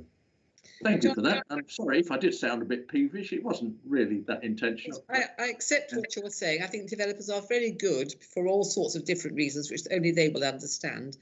Renaming places, and I have one close to me. It has exactly the same problem. They've named something else from one part for a village that it's going to be developed presumably in the future. And I think it's crass, and I think it's stupid. I think it does put local people off, because local people will understand where these things are happening. The 5G in the forest was actually a public launch that we had. Those halcyon days when we got together with each other. I think it must have been almost 2 years ago now. I very well remember going along to the centre there and launching the 5G together with others. And it was very well received. It's been well received by the universities, been in a lot of contact with the universities. And more recently, I was contacted by the professor who's majoring in this at Leicester University, who put them in touch with us, because we're actually one of the leaders in this field. The lodge, I did see if there was a building we could actually use of our own, which we haven't been able to find, so which is why we're going to use the lodge. But we won't share it. It used to be a public loo. We'll call it the lodge, if you don't mind. Thank you. Right, I'm now going back to my list, and I've got David Martin and John Cotty next. So David. Yeah, thank you, Madam Chair. Yeah, it's a great paper and it's very aspirational, and I'm glad to see that 98% have got it. But for those few that haven't, it's very difficult, and I think we could probably do with a little bit of reciprocation from the officers who are in charge of the final connectivity for those isolated places like Jasmine Gardens in Annesley Felly Parish, which is, there's some 200 homes there that have no connectivity whatsoever, and equally so in my division I have a hamlet called Bagthorpe, but most of them rely on Sky dishes, and another area of Jubilee in Selston named after Queen Victoria's Jubilee, because there was a pit there and there's no longer a pit there. It's a ribbon development with no internet connection whatsoever, because it's straddled between Highbridge and Selston in the middle of nowhere really, and on the main road. So I think a bit of interaction with all the county councillors from the department who are implementing that final 2% would be helpful, because a reciprocal communication would probably clear some of those bits up that they might not know about. Thank you. That would be really helpful. We do need members to tell officers where we do have these black spots or not spots, whatever you want to call them. Yeah. I'm going to bring the officers in towards the end of this so they can give us a real rundown of where we are. I'm now going to go into John Cotty and then Richard Butler. So John Cotty. Thank you, Leader. Just to say, I have similar problems to Bruce, and we have been good in this council going back to 2012, 2011, when we started on some of the schemes with broadband as well. I'd first of all like to thank Callum Jones and Nicola and the rest of the team, because my communities have been working with them, and in particular with the open reach time. And I've got one particular very keen village of Rempston who have gone forward with the plans. They've used their parish precept to help support what they're going to need going forward, even though they're not sure on the amount they're going to have to put in to the project. And Bruce's comments regarding open reach, I echo those, and I wouldn't be having a go at open reach. I think the problem is communication, and it's a little bit ironic with broadband and the communication problem, but they're not communicating back to my communities where we've put in our bids, where we've asked them, and they said that we'll come back to you in January, and this was last year. And even if they just came back in January and said, look, we're moving it down the road, or we're going to be doing this, that, or the other, I think it'd be great help, because I keep getting my communities asking me what's happening. So I know that Nicola and Callum, I've had a bit of a chat with them along those lines, and I just wish we could see some response from Openreach. Thank you. I think it's ironic, isn't it, that communication's the problem, John. Yeah. So, right, Richard Butler then. Thank you, Leader. Well, rather like time in general, or rather like broadband when it works, time goes very, very quickly. And it seems incredible to me that it's nearly 10 years ago since we signed the first contracts with Openreach and set the ball rolling. And what a good thing we did. Because as colleagues have said, here we are working online like much of the working world is at the moment. And most of the time it works pretty well.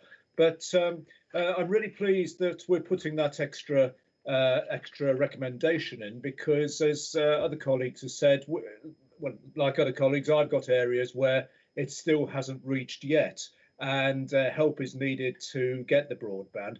Frankly, even not always super fast broadband. There are still some areas where they're struggling with quite a poor service. And at the end of the day, broadband now is widely accepted as being an essential service. So rather like your gas, your electricity, the water, it is a key, crucial part of life. So we've done extremely well. This council has done very, very well over the last 10 years in getting to where we are. Isn't it great to see a graph where you've got the bar chart where you've got Nottinghamshire ahead of other authorities in what we've achieved in what is an essential service to individuals and to businesses. So yeah, great report. And as John mentioned as well, it is. I was also going to make the point about the irony of it sometimes being a little bit difficult to get feedback and communication with the service providers, but I'm sure those points have been noted. Thank you. Reg, would you like to, are there any other speakers before I bring Reg in, who's seconded this and reserved the right to speak? No. Reg, would you like to speak now? Or would you prefer Adrian just to come in beforehand to answer some of the points that have been raised? That would be useful, yes. Yes. Adrian, would you like to come in now then, please? And then Reg will be the last speaker. So, Adrian. Certainly, thank you, Leader, and I'm ably supported on the call by Matt Neal and Nicola, who is known, I think, to all members on the committee and has worked tirelessly on this programme. I think, Nicola, for about 10 years, you've been there and stuck with it throughout. Let me make just a couple of observations and responses to members about the questions that have been raised. So we certainly understand what the impact is for an individual property or family or business if you haven't got access to the super fast broadband speeds that many of us now take for granted. And the good news for members is that we have individual premise level data now. So we have a map of every premise in the county, and we can see the extent to which they are or not served by super fast, ultra fast or gigabit broadband. And it's 0.22% of the county now that features as a pure not spot, i.e. they get less than 2 megabits per second, which is really old school dial-up type speeds. It's around 0.5% of the county that have less than 10 megabits, and that's what you'd need to be able to do what we are doing here. But of course, if you are one of those communities, and we, as you know, Councillor Martin and others have touched on, little hamlets or a few properties on the edge of a village or in a dip, if you're not served, we know what impact that has for you, particularly working in the way that we are now. The report sets out a number of the things that we've been trying to do and that we're continuing to do over the last few years, including things like the gigabit voucher scheme and contract 3, which members you'll recall we approved maybe 2-3 years ago, which was purely designed to target some of those kinds of communities, particularly in more rural settings. And the report sets out that already we've seen good take-up in response to the rollout of Contract 3. Nicola and I met recently with the Chief Exec of BD UK, having previously met with the Director for Infrastructure at Openreach. And on the one hand, they were very acknowledging of the progress that we've made here in Nottinghamshire and the fact that we've got a really well-established model for working with BD UK, with government, but also working with Openreach and the providers to accelerate rollout wherever we can. And that's why, again, we're really well positioned and we've gone out to tender again for yet more direct intervention to expand broadband provision into specifically those kind of communities that you raise. And we've provided those infrastructure providers with a list of around 30,000 properties that we know we want to improve speeds for. And we'll be looking to that tender process to hear back from providers about how they could do that within the finances and the resources we've got available. Importantly, BD UK nationally as well have their programme to not just deliver the kind of super fast speeds, but actually gigabit and full fibre to the premise. That's what we all really want. We've been really well positioned working through Nicola and Jeren, who's the manager in the service, to directly engage with government around ensuring Nottinghamshire is towards the front of the queue to get some of that rollout. Let me just also invite members to contact us directly, because you've invested in this team over the last few years. You've grown it slightly. We've got an engagement officer. John's just mentioned Callum and colleagues in the team, and they are at your disposal. So if you've got properties or groups or parishes or others that you know are struggling, then get in touch with us, please. Not only can we access that premises data to know whether or not they are indeed served, but might have other issues to overcome around take-up or their network providers. But we've also got an agreed mechanism with Openreach to be able to escalate particular cases where there are problems. And we've got a good track record over the years in finding solutions, whether that's through, again, the gigabit voucher scheme, community fibre, or indeed using other technologies to make sure that some of those properties continue to or can be served. And just picking up the last point, I mean, it is with regret that we still have, or that we have the legacy of large developments that haven't had full fibre designed in, as one of you, I think Councillor Butler said, it's an essential service. It's a utility now, and you wouldn't buy a house and then find that it wasn't connected to the water main. But indeed, we are still, I'm afraid, having a number of developments come forward that don't have full fibre, and government will provide that if local planning authorities mandate it in their planning permissions. I know that's something we've raised in the past, and I'm sure we'll continue to support local planning authorities across the county to design in this kind of connectivity from the start. So members, you can take from that some invitation to get in touch if you've got issues in your patch. The team will gladly work and support you on those, and also take from the report some satisfaction for the progress we've continued to make over the last number of years. Thanks. Thank you very much, Adrian. That's very helpful. I'm now going to bring in Reg, who seconded this and reserved the right to speak. So, Reg. Okay, and thanks for that, Adrian. Covered some of the points where I was going to ask some questions on.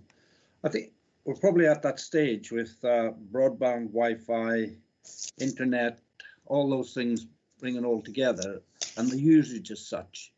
And I look at like now the structures really of what we need, and the capacity of the structures is not really meeting the demand of the structures that we've got within our communities. And if you're in an outlying village or somewhere where you still haven't even got a fibre yet, and there are villages that haven't even got fibre, or green boxes, I think is commonly known.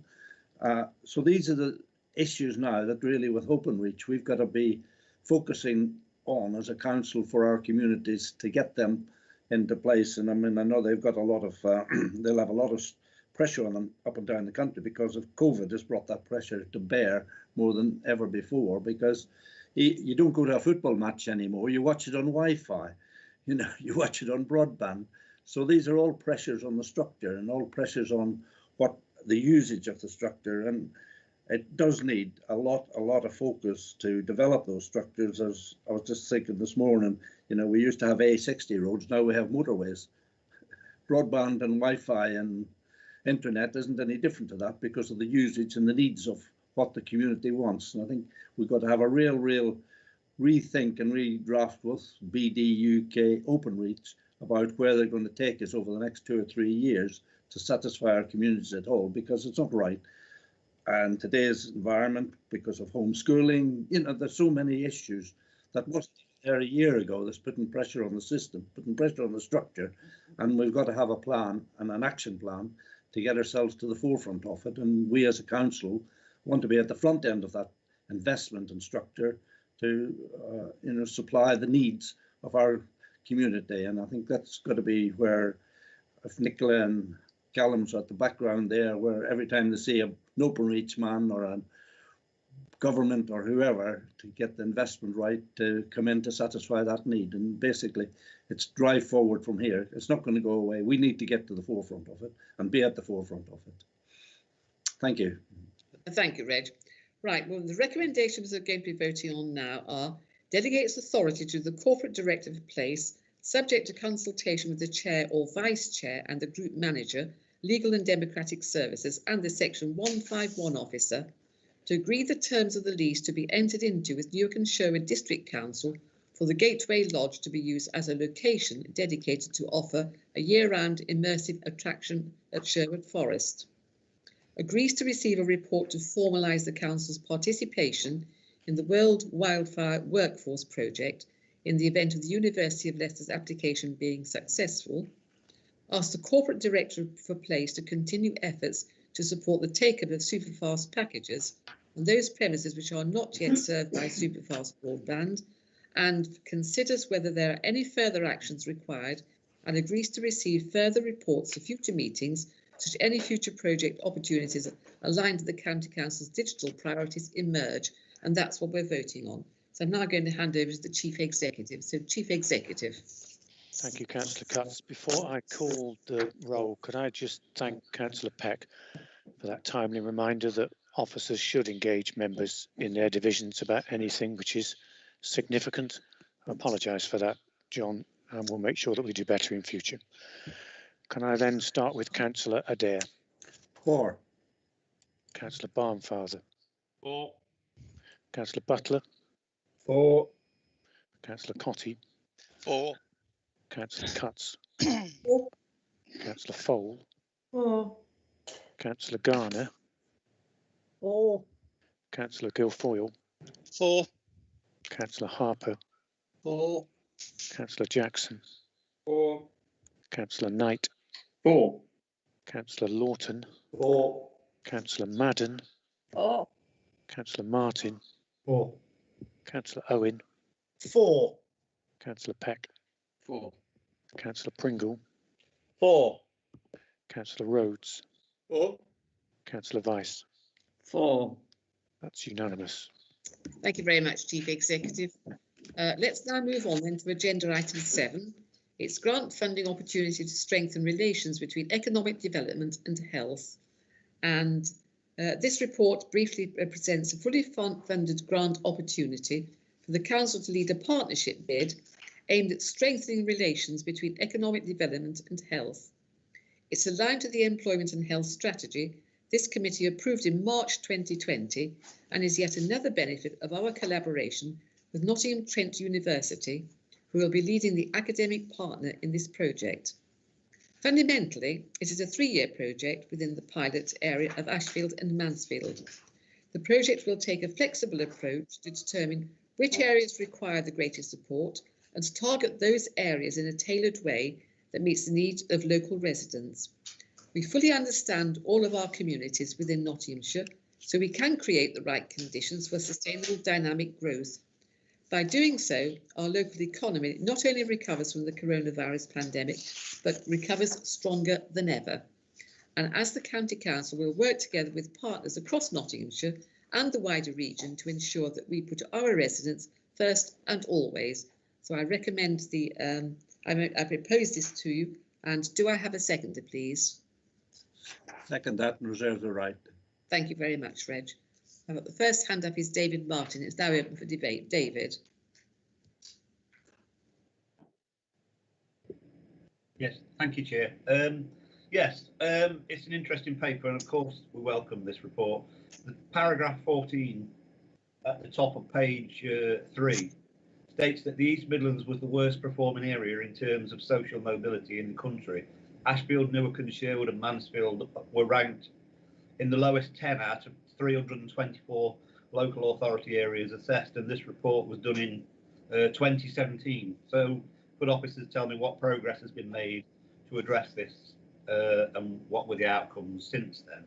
I welcome the fact also that Ashfield and Mansfield have been chosen to pilot this. It's clear that there's a real need for targeted funding to address the health issues caused by COVID-19, but not restricted to it. And COVID-19 has affected Ashfield and Mansfield more than anywhere else in the county due to the density. This is due to a variety of other issues and spikes of some of our middle super output areas and issues in care homes. We've seen a rise in substance abuse, mental health issues, domestic violence and antisocial behaviour. Any funding to continue to directly address this is certainly welcome. And I'd just like an update if we can get any from what's been done in the past 3 years. Thank you. Is there any officer on the call who can answer David's questions? Otherwise, we'll make sure you get an answer. Thank you, Chair. No, well, Chief Executive, can I ask, Adrian? Thank you, Leader, and thanks, Councillor Martin. To my knowledge, the survey that produced those results in 2017 hasn't since been repeated, so I don't think there's an up-to-date figure, but of course the progress that's been made in those communities will undoubtedly have been impacted by COVID. But of course, the administration, I'm sure, would talk about all of the actions they've taken over the last 4 years around everything from children, young people, through to health and well-being, through to investments in the economy. But to my knowledge, the survey hasn't been repeated, so I don't know what impact that's had on the league table, as it were. But perhaps Colin, who is also close to this agenda, would have a view. Colin, do you have wish to add anything to this? Just very briefly, I would confirm to members in the committee that the survey hasn't been repeated. Members might remember that at the point that the Social Mobility Commission board published the report, their second action was that the chair immediately resigned and walked away from that board. I think it's probably accurate to say that it was a controversial report, and has caused a significant amount of discussion and debate since. I will look at the data from that, which will include working with some of the local district councils with regards to housing data, etc., and give Councillor Martin a written response in due course. Thank you very much for that. Do you accept that, David? I'm assuming you do. Yes, thank you, Chair. Yes. Thank you. Right, I now have Kate to speak. Kate Fole. Yeah, thank you, Leader. I think it's really good, this paper. It's very interesting. I've read the supporting documents and I think it's a really good idea. It's good to see this administration recognising as well the link between economic development and health inequality. The only thing that I would say, and we'll be supporting it because it's a good idea and been well thought through, The only thing that strikes me about it does come across as rather academic. I'd like to see actually what real action might come out of it. And I do understand that might be further down the line. I think as well, several of us now throughout this meeting, particularly around the Best Start strategy discussion, have talked about health inequalities and poverty and the impact of that. And while this clearly is about getting better access to the job market and creating more jobs and higher skilled jobs, which is great, and I absolutely support that, not everybody can actually take on paid employment, or at least they can't at the moment. So I think perhaps it would have been useful, or it might be useful in the future, to have another report accompanying this, which is around tackling health inequality and a strategy for tackling poverty. So I wonder if that's perhaps something we could consider putting on the work programme for next time. So I do understand the concentration on jobs; it's important, but as I said, not everybody can go into paid work at the moment, and particularly when we're looking at COVID at the moment and people who might have both disadvantage and perhaps mental health problems. I think perhaps really the two need to sit together if it's going to be effective. Thank you. I think it underlines yet again, Kate, doesn't it? The good education and aspiration leads to better jobs and investment from places like government, and then private enterprise can motor on it. It's all part and parcel of the same thing. So thank you for your comment. Do I have any other speakers? No, no one's hand has gone up. So I'm now going to ask the Reg if you would like to speak. You reserve the right.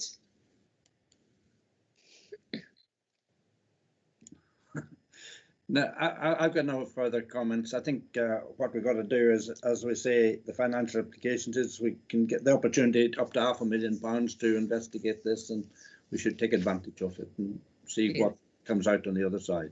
Yeah. Right, I'm now going to move to the vote, but first of all, these are the recommendations we're expressing. Endorse the expression of interest submitted in line with the proposed detail in the report, subject to the expression of interest being supported by the Health Foundation. A full application to be developed and submitted to a future meeting in line with the proposed timetable detailed in Appendix B to the report. So that's what we're voting on now. So over to you, Chief Executive. Thank you, Chairman. Starting then with Councillor Adair. For. Councillor Barnfather. For. Councillor Butler. For. Councillor Cotty. For. Councillor Cutts. For. Councillor Fole. For. Councillor Garner. For. Councillor Guilfoyle. For. Councillor Harper. For. Councillor Jackson. For. Councillor Knight. For. Councillor Lawton. For. Councillor Madden. For. Councillor Martin. For.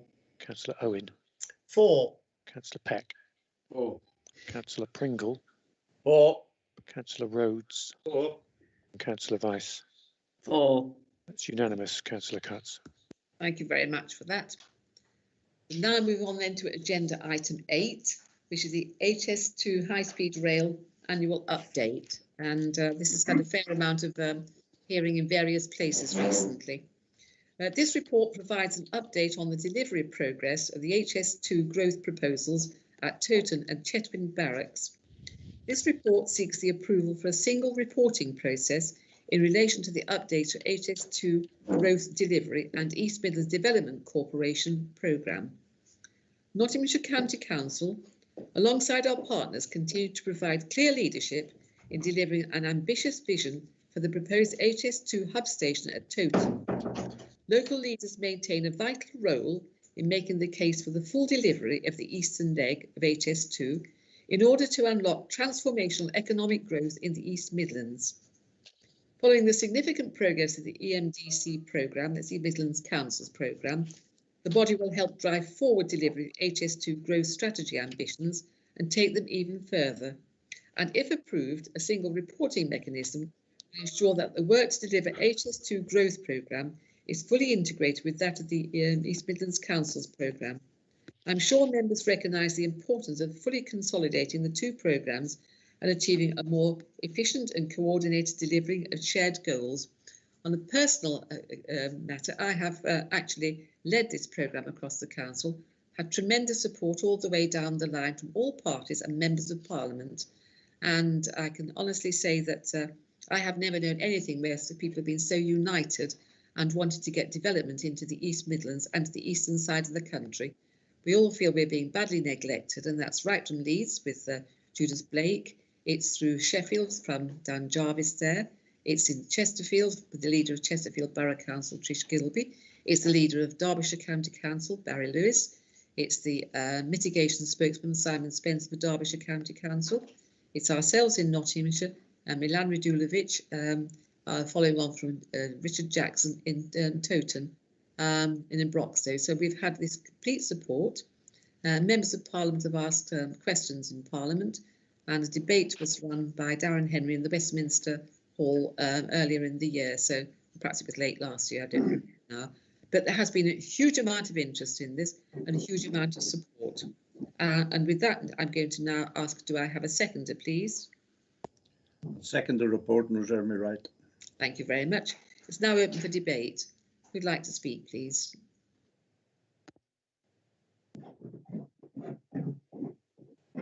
My hand's up, Kate. I don't know, Kate, I don't know whether anybody's telling you or you can see. No, it's not working, but yeah, go ahead. Okay. Well, thank you very much, Kay. We very much support this this report, and I endorse your comments about the cross-party working on this, the work that yourself and Tricia Gilby and my good friend, the leader of Leeds Council, Judith Blake, have been doing on this. And I was very pleased, actually, that it was raised at East Midlands Council's last Friday by way of a motion from the Liberal Democrats, who were a bit late to the table, to be fair, but it was made stronger by the amendment moved by yourself and again seconded cross-party by Tricia Gilby, the Labour leader of Chesterfield, and it said without any doubt, without any provocation at all, that we collectively in the East Midlands as council leaders, cross-party, are fully supportive of High Speed 2, the Eastern Leg being completed as originally agreed and as expected, using Towton as the East Midlands hub, not the East Midlands Parkway, and that we expect this to be part of the government's levelling up programme. The East Midlands has been consistently levelled down over the years. We're now somewhere near the bottom of the table, not a place that any of us are comfortable in being or expect to be, and not a place that I would suggest our residents would be very comfortable in knowing that we are. So I'm very pleased that the MPs are on board. That's a strength. And again, to reiterate, very happy to support this very important report. Thank you very much, Alan. I've now got John. Is that John Peck, was it? No. John Knight. John Knight then. Sorry, I've got K at the end of it. Thank you. Thank you, Kate. Thank you, Chair. I'd echo what Councillor Rhodes has just said. I think of all the strategic economic issues I've dealt with on this council over 20 years, this is undoubtedly the most important project. If we get it right, it could regenerate not just Nottinghamshire, but the entire East Midlands and Yorkshire. If we get it wrong, we will become an economic backwater. Now, my fear is that the commitment that we have got is not shared by civil servants in London. And my conspiracy theory, and don't forget this project is expected to run till 2030, at the very least 2040, when we probably will first see people on the trains in this region if it goes ahead. My conspiracy theory is that the pandemic has given civil servants an opportunity to so-called think again. And thinking again, the danger is that the line will run to Birmingham, certainly. It will run to Crewe from Birmingham, certainly. It will run from Crewe to Piccadilly, Manchester, certainly. But my fear is that not only might the line not stop at Parkway or Towton, it might not even come up at the East Coast at all.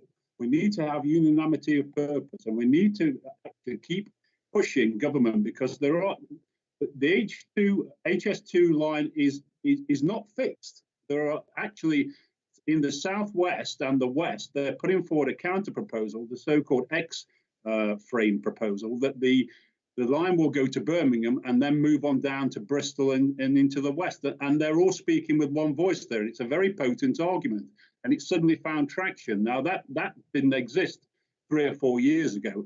So we are in a fluid state here. I think we've got a chance to push this forward, as Alan has said, as one party, not just in Nottinghamshire, but throughout the entire East Midlands, and make sure that we're not forgotten about. Because I've said this over and over again in this chamber, the East Midlands doesn't have the same kind of sex appeal and push that Yorkshire, the Northwest, and even the Southwest have. It is important that in that case we speak with one voice, and we don't allow civil servants any excuse whatsoever to say we've had a rethink and we think the best way is to go up the west coast of the country down to the southwest, and we'll give you money in the East Midlands to expand your rail infrastructure, which is what I think the sop that they may end up giving us. That won't come about. That won't work.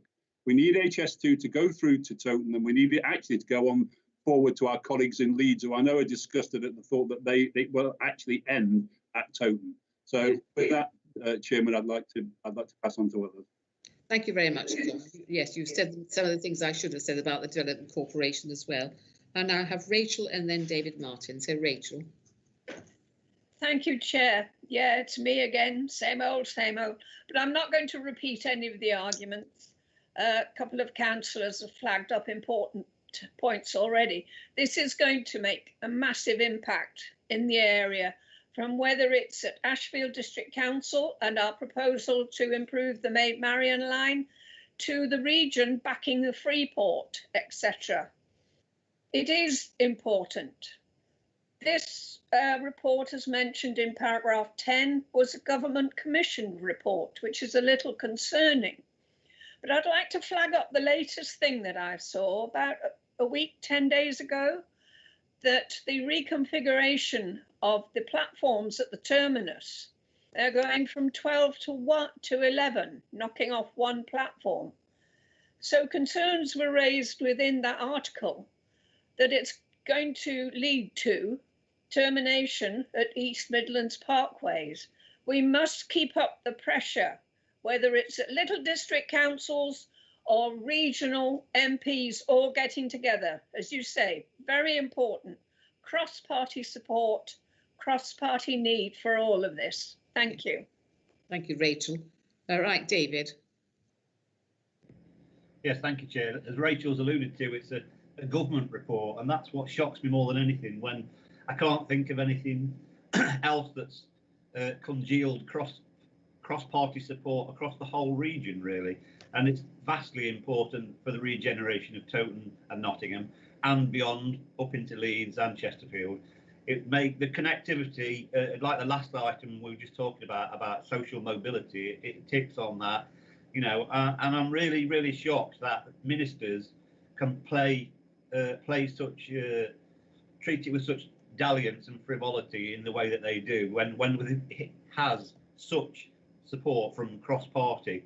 My biggest concern, of course, as well, and there aren't many in my division that are impacted by it, are the residents whose lives are being yo-yoed by these people, and especially across Nuttall and Long Eaton and Broxtowe, and Towton area, that their whole lives, some of them, are being put in a stasis, a jar, you know, where they don't know quite what they're going to be doing. Is it coming or isn't it? And it's totally unfair, this prevarication, and I just wish they'd pack up with it and get on with it, because that's what we need, and we deserve that in the East Midlands, and this paper will definitely get my support. Thank you. Thank you. I can't see any more hands up. Any more speakers? Right, Reg, would you like now to come in, as you reserve the right to speak? Yeah, no, well, I'll just echo basically what's been said.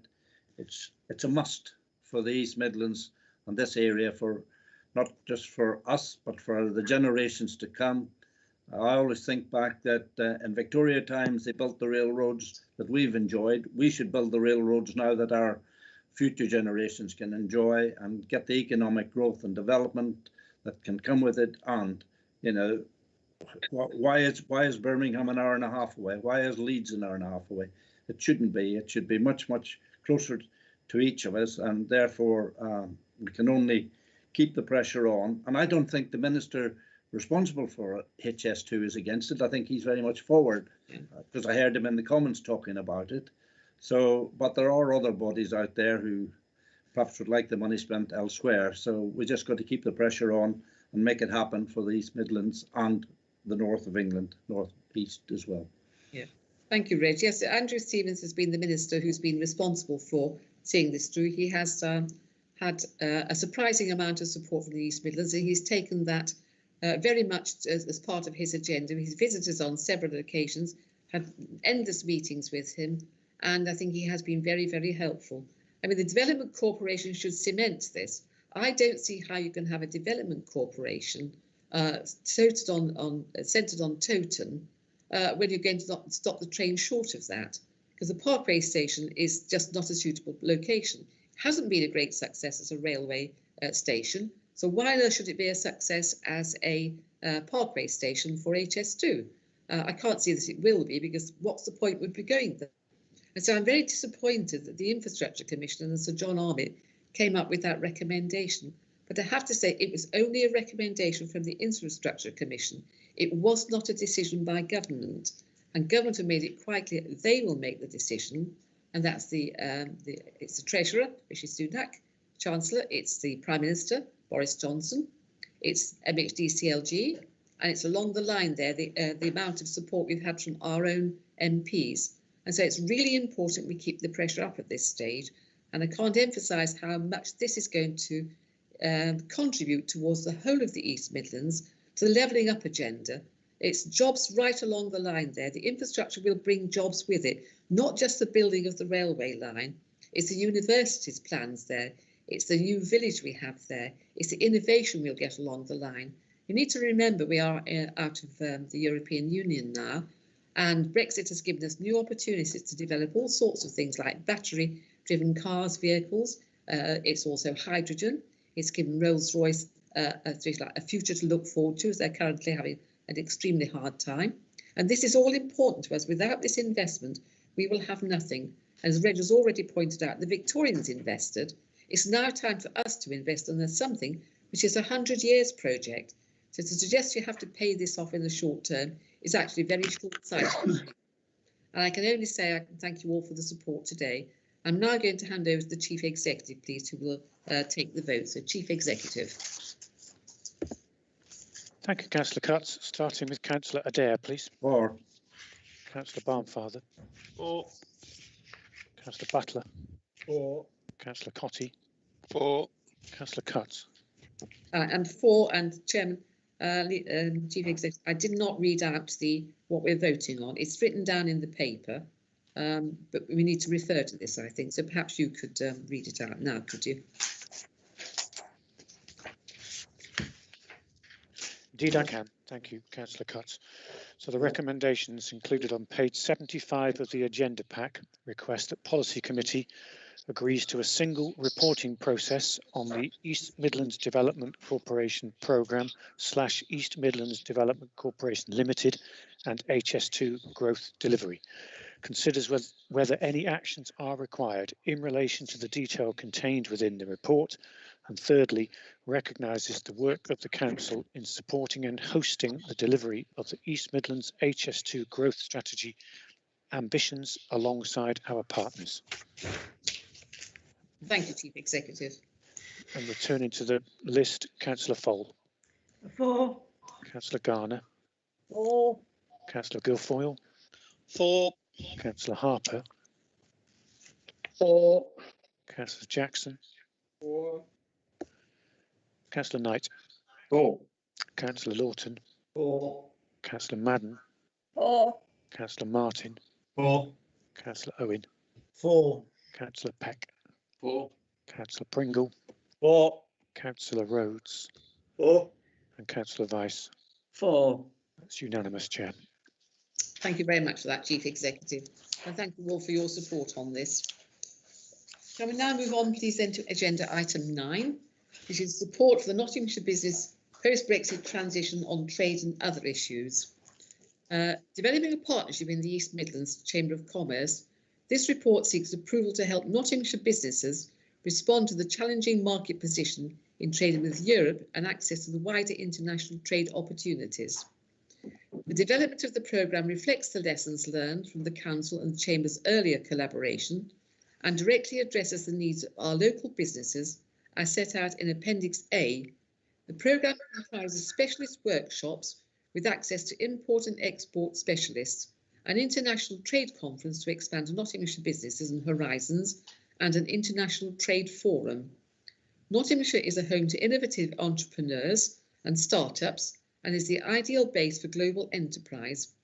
Members have expressed a keenness to understand what help this council is offering local businesses on the numerous occasions, and the programme responds directly to those requests. I am determined that this council will do all it can to help the Nottinghamshire economy to grow, prosper and develop new markets. We will recover from the coronavirus pandemic stronger than ever through innovation, such as those detailed within the report. Do I have a seconder for this, please? Second that and reserve the right. Thank you very much. The debate's now open. Who would like to speak to this? I have Muriel down. Thank you, Kay. Yes, I mean, I think we're all aware of the potential benefits and challenges of Brexit. I just wanted to flag up, and there's a lot of publicity, isn't there, around the challenges at the moment to shellfish sales and so on. I just want to flag up the kind of challenging range of needs that there are there. I'm aware of a few small organisations who do the printing of photographs and framing of photographs, and there's as perhaps some of you know, it's best if you have specialist paper for printing photographs that lasts 20 plus years rather than ordinary photographic paper. At present, none of that can be accessed. It's being held, it's provided in Belgium largely, and is not getting through to this country. So those 3 or 4 small retailers who deal in, and it's a bit of a trail, isn't it? Because they're not getting the paper through, they're not printing off specialist photography, and then the people who do the framing of them normally, they're not getting the throughput either. It's slightly early days, but it's kind of getting on now for 2 to 3 months of people not accessing those resources. And I'm concerned that those small organisations, they're usually one-person providers. They're not the people who are in the business forums locally. You know, they're not in the larger networks, but they are struggling. And you know, I think it's support for that kind of network that we need to address, as well as the larger retailers who are being affected. Thank you. But as the Chief Executive, can you thread any light on this for us, Anthony? Thank you, Leader. Not on this specific issue, but Councillor Weiss, I am a member of a couple of groups that are looking at the implications and long-term impact of Brexit. So if you'd be kind enough to drop me a note with the details, I can escalate this issue to the people who work on those groups and ask them for a response. Thank you. Thank you. Right, I've got Kate's hand up now. Kate Fowle. Oh, thank you, Kay. I think it's kind of an extension of what Muriel's just said. I just wonder, and it seems like a really good idea, this, I mean, I just support it, but I just wonder to what extent it's really going to reach all businesses that really need it. I mean, not all businesses, for example, I think will be comfortable with kind of doing business this way, doing training this way, will they? And I think all of us are aware of businesses in their divisions that actually weren't covered by any of the business support, and some are kind of folded or are close to it as a result. So just to say, can we be absolutely sure that everybody who needs this, and everybody everybody out there in terms of small business support, that all the businesses get it that need it, and actually that it is really both known to them that this is on offer, and also that it's accessible to them? Yeah, thank you, Kate. Bruce, would you like to come in? Yeah, thank you very much, Leader. I welcome this report as well. There's a lot of silliness going on out there. from different exporters and importers. You know, we've just got to look at the recent information and details on the trade going over from Dover, and it's about return back to normal. I think all those people that have tried to jump on the bandwagon as far as this is concerned and frighten everybody have now got egg on their face. I mean, I've got a lot of the business people I deal with, some of whom are supplied from Germany and Belgium, big multinational companies who are receiving supplies from manufacturers in Germany now faster than what they did before Brexit. So whilst there are people being impacted, and I can see where the shellfish industry and all that sort of those issues, they're just things that we need to work through and iron out and sort. It's as simple as that. And so I welcome Chief Executive's intervention, and I've got a couple of issues I might well forward on to him. But let's move on. Thank you, Bruce. I'm sure the Chief Executive is pleased to receive those as well. David Martin, you've got your hand up, David. Yeah, thank you, Chair. Yeah, I agree with that, Bruce. I think it's early days and there's been a lot of myth around Brexit. And I'm hoping that some of the laws that have been missed out in the original deal are going to get straightened out as we go along, because it's quite important that some of those underlying issues that haven't actually been ironed out as Brexit was implemented will become quite apparent. And it's good to know that people in Germany are getting stuff in Britain faster, and I hope that's reciprocal both ways, you know, and especially the issues in Northern Ireland as well. And I'm glad to hear that we've got a group at the county looking at this on behalf of businesses in Nottinghamshire, and I think this is a great thing to do. I really do, because there's a lot of myth and rumour about it, and there's only one thing that can end it all, and that's clarity from the source, that's the government and the county council. Thank you. Thank you very much, David. Richard Jackson. Yeah, thank you, Leader. I mean, it strikes me from the discussion, it's all focused on the negatives or perceived negatives and not on the opportunities, because it has opened up. Whatever side of the debate people were on 4 years ago, it has opened up opportunities for businesses locally. And so, you know, this shouldn't just be concentrated on helping people get over problems, but helping them to capitalise on new opportunities that they've got. So one of the things we took to Finance Committee earlier on in the week was an issue on local government procurement, and with the EU procurement rules obviously no longer applying, government are looking, there's a green paper being published and government are consulting on public sector procurement for the future. One of the things they're keen to do is to open it up. Now, it could be a challenge and a threat to local businesses, because we've got a good record of having our spend being spent locally.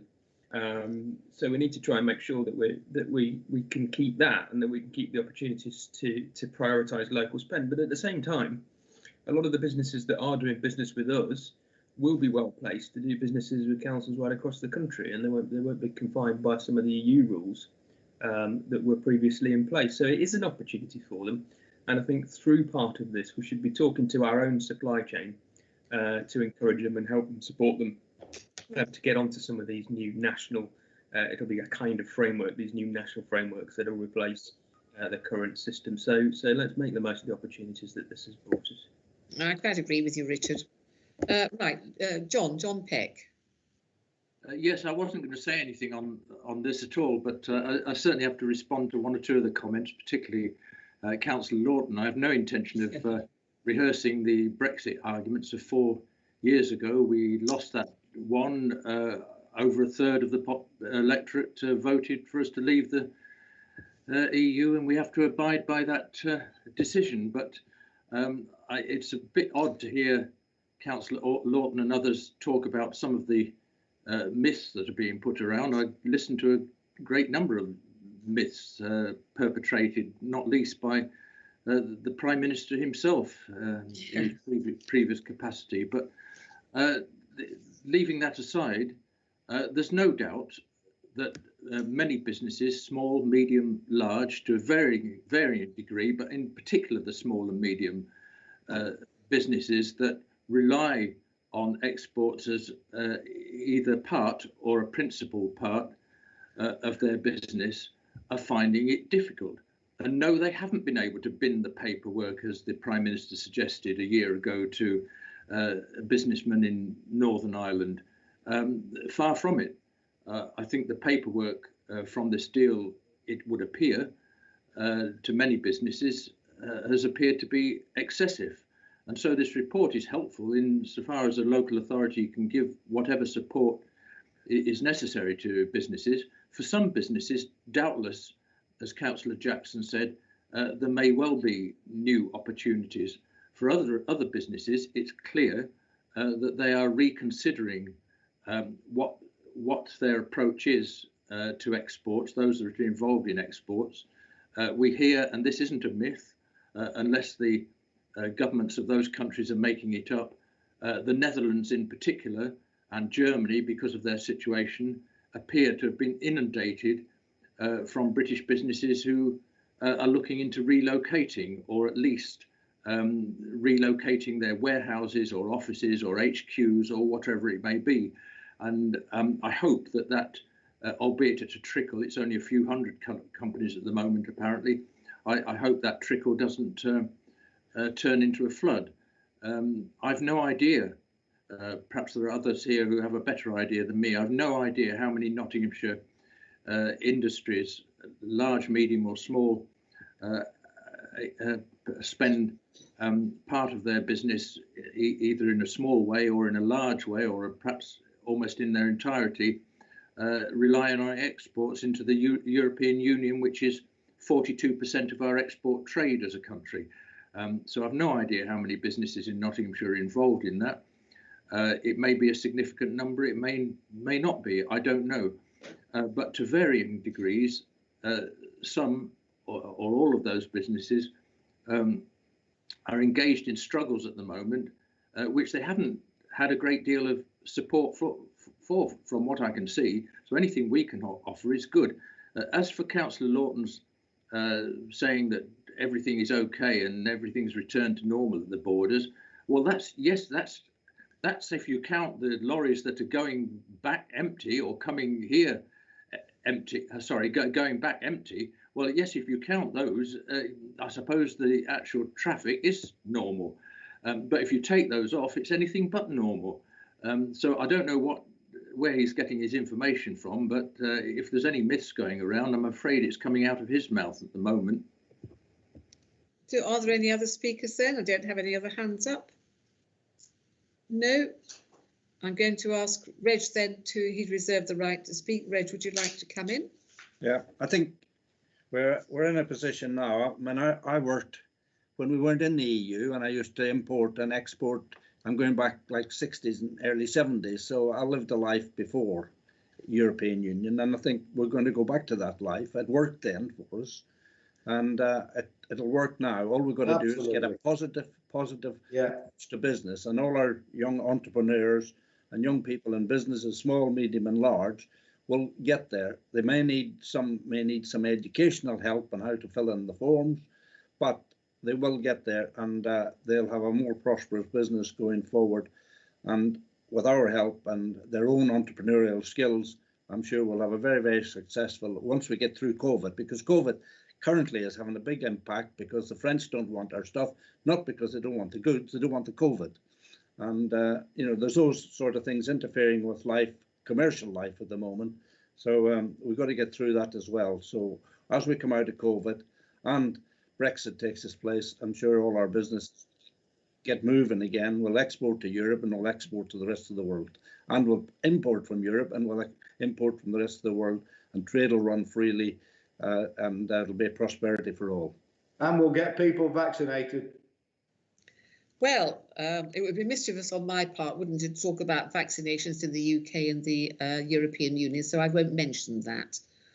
What I will say, of course, there was a very interesting trade agreement agreed with Liz Truss last week. Trans-Pacific, it was Canada, Australia, New Zealand, South Africa. There's a great wide world out there we're trading with. We have trading agreements with them, and I think we have to really say that's been an excellent piece of work. Not probably received the reporting it should have had through the media, because it doesn't fit their bill to give out the good news. If we start trading with the rest of the world, where we've been here before, because I don't perhaps need to remind you that when we had the Napoleonic Wars, the European Union, in its different guise then, of course, was forbidden to trade with the UK. So we went out and traded with the rest of the world. We will do it again, and look where that led us. I have every confidence that we will go on from strength to strength on this. And like Reg, I too can remember before the European Union. And I have to say, I don't want to go back to being in that straitjacket. We've got one or two bureaucrats in Brussels deciding how the rest of us live and what laws we should have. So whatever hiccups there might be, it's been worth it. I voted for sovereignty, and that's what I want now. And I think it's going to go from strength to strength. So I'm pretty sure we've not heard the last of this, but then good news doesn't travel as fast as bad news, does it? So we're now going to vote on this. Now read the recommendation. To agree to the business support proposal as outlined in this report in Appendix A and approve the appropriate allocation from the Council's Brexit reserve funds. That's what we're voting on now. And I'm now going to hand to the Chief Executive. So Chief Executive. Thank you, Councillor Cutts.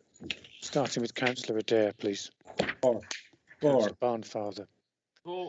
Councillor Butler. For. Councillor Cotty. For. Councillor Cutts. For. Councillor Fole. For. Councillor Garner. For. Councillor Guilfoyle. For. Councillor Harper. For. Councillor Jackson. For. Councillor Knight. For. Councillor Lawton. For. Councillor Madden. For. Councillor Martin. For. Councillor Owen. For. Councillor Peck. For. Councillor Pringle. For. Councillor Rhodes. For. Councillor Vice. For. It's unanimous, Chair. Thank you very much for that. Let's continue then with agenda item 10. This is the Transforming Cities Fund Scheme Update and Funding Agreements. And this is a £7.9 million grant from the Government's Transforming Cities Fund, and to agree the next steps to progress public transport programme proposals affecting the county network. The fund's intended to support a sustainable growth and significantly contribute to carbon neutral plans, local air quality plan objectives, and support the current local transport restart in response to COVID-19. These bids were developed and led by Nottingham City Council, and they are the designated accountable body and will have contact with the Department of Transport. We will have a county councillor sitting on the board of this, whose name will be forwarded in due course. And the availability will be necessary before construction of this can proceed. So we need the available budget from government, and this will depend upon contract being made with local members and stakeholders to discuss the chosen options for each scheme. So that's what we're debating today. It's all set out in the report for you, and I'm going to propose that and ask if we have a seconder. So do we have a seconder, please? I'll second that and reserve the right. Thank you very much. Who would like to speak to this? Kate, would you like to speak? Yes, please. Thank you, Leader. And forgive me, I'm going to raise something in my division because it keeps cropping up. If you look at the yellow pages in Appendix A at the top of page 89, the Nottingham Projects Package 1 has as its second bullet point, improving access to the Nottingham Enterprise Zone via Thane Road. Well, Thane Road is in my division and it's been finished and closed now, I think, for the best part of 2 years. Yeah. And I just respectfully suggest that actually the best way of actually improving access might be to open it. Thank you. I couldn't agree more with you. It's a complete nonsense. The road's been completed and finished and we can't use it. Thank you for that, Kate. John Cotty, would you like to speak? Yeah, just a few words. I can tell Kay that about 3 weeks ago I did ask officers about it because I think the COVID outbreak had just come when I went and did the opening ceremony with the Boots team and the City Council. So I've been asking why it's not open, and hopefully it will be in the near future. Apparently, when I asked back in October about it, November, we were still waiting for forms or contracts to be signed, I believe, with Boots. Don't quote me on that because I just can't remember if it was the City Council or Boots, but we're waiting for the contract to be signed. That's what I'm told, but officers are chasing that up. Just to say, you know, I wish the government had come to us and give us 7.9 million like that, and we could do it all. But as you say, Leader, we are appointing somebody to the Transforming Cities Programme Steering Board, which we'll announce in the very near future. But I'm happy to support the recommendation. Thank you. Thank you very much. David Martin. Yes, thank you, Chair. I think this links up nicely with a couple of other papers, the HS2 update, because a lot of this is around the Towton area in Nottingham and Broxtowe. Also, as well, we talked in another paper about social mobility being increased in Nottinghamshire, and I think this fits the glove perfectly, even though it's mostly being administered by the City Council. I think it definitely deserves our support. Anything that moves us up the rankings in social mobilities is a plus in my life. Thank you. Thank you very much. Do I have any other speakers? Good. Chris Barnfather. Chris, would you like? I'm sorry, I can't see your hand, Chris. Chris Barnfather, then. Chris. Yes, thank you, Leader. I welcome the paper.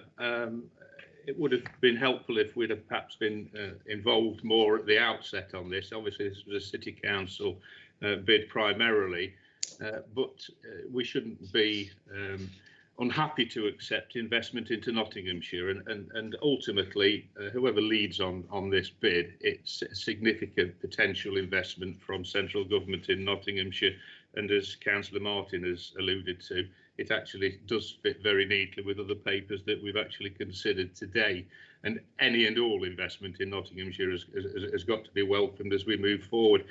Some of this, the proposals contained in here, particularly in relation to Park and Ride at Leopold roundabout, are of course within my division. So it's important that as a county council who will be impacted by whatever the City Council ultimately decide, that we do have representation on this working group moving forward to ensure that the benefits are spread across the city and the county equitably, and that the impact on residents within the county is not to the detriment of those residents. So it's particularly in relation to the Park and Ride, particularly in relation to the potential to improve transport links through the very busy A60 into Nottingham, which I know suffers from particular issues with air quality around the Daybrook area. Then I welcome the report and welcome the investment. Thank you, Leader. Thank you, Chris. Are there any other speakers to this paper? No, I'm going to ask Reg. Reg, you reserve the right to speak. Would you like to say something? Nothing further to add, thank you. Thank you. So before we move to the vote, this is what we're voting on. The grant offer from the Transforming Cities Fund be accepted and the capital programme be varied by £7.91 million in order to enable the delivery of those public transport programme elements which fit the county network. The overall approach of the proposals and the next steps in the project delivery are detailed in paragraphs 9 to 12 and be supported in principle, and that the Transforming Cities Programme Steering Board be added to the register of outside bodies and an appointment to the board be arranged via the ruling group's business manager. So that's what we're voting on now. I'm now going to hand this over to the Chief Executive, who will call the vote. Chief Executive. Thank you, Leader. Councillor Adair. For. Councillor Barnfather. For. Councillor Butler. For. Councillor Cotty. For. Councillor Cutts. For. Councillor Fole. For. Councillor Garner. For. Councillor Guilfoyle. For. Councillor Harper. For. Councillor Jackson. For. Councillor Knight. For. Councillor Lawton. For. Councillor Madden. For. Councillor Martin. For. Councillor Peck. For. Did I miss Councillor Owen? I beg your pardon. I think I did. Yes, you have. I'm still here. For. I'm very sorry, Philip. I think I asked Councillor Peck. Yeah. Yes, okay. For. Councillor Pringle. For. Councillor Rhodes. For. Councillor Weiss. For. Well, despite the confusion, Chair, it was unanimous. Thank you very much. Thank you. Let's move on now to agenda item 11. This is disposal of land at Westdale Road, Jacksdale, and it's set out in the report for you, and there's also the exempt pages with the detailed information in there. And the report seeks approval to disposal of land at Westdale Road, Jacksdale, for residential development on the terms outlined in the exempt report. So I'm going to recommend that. Do we have a seconder, please?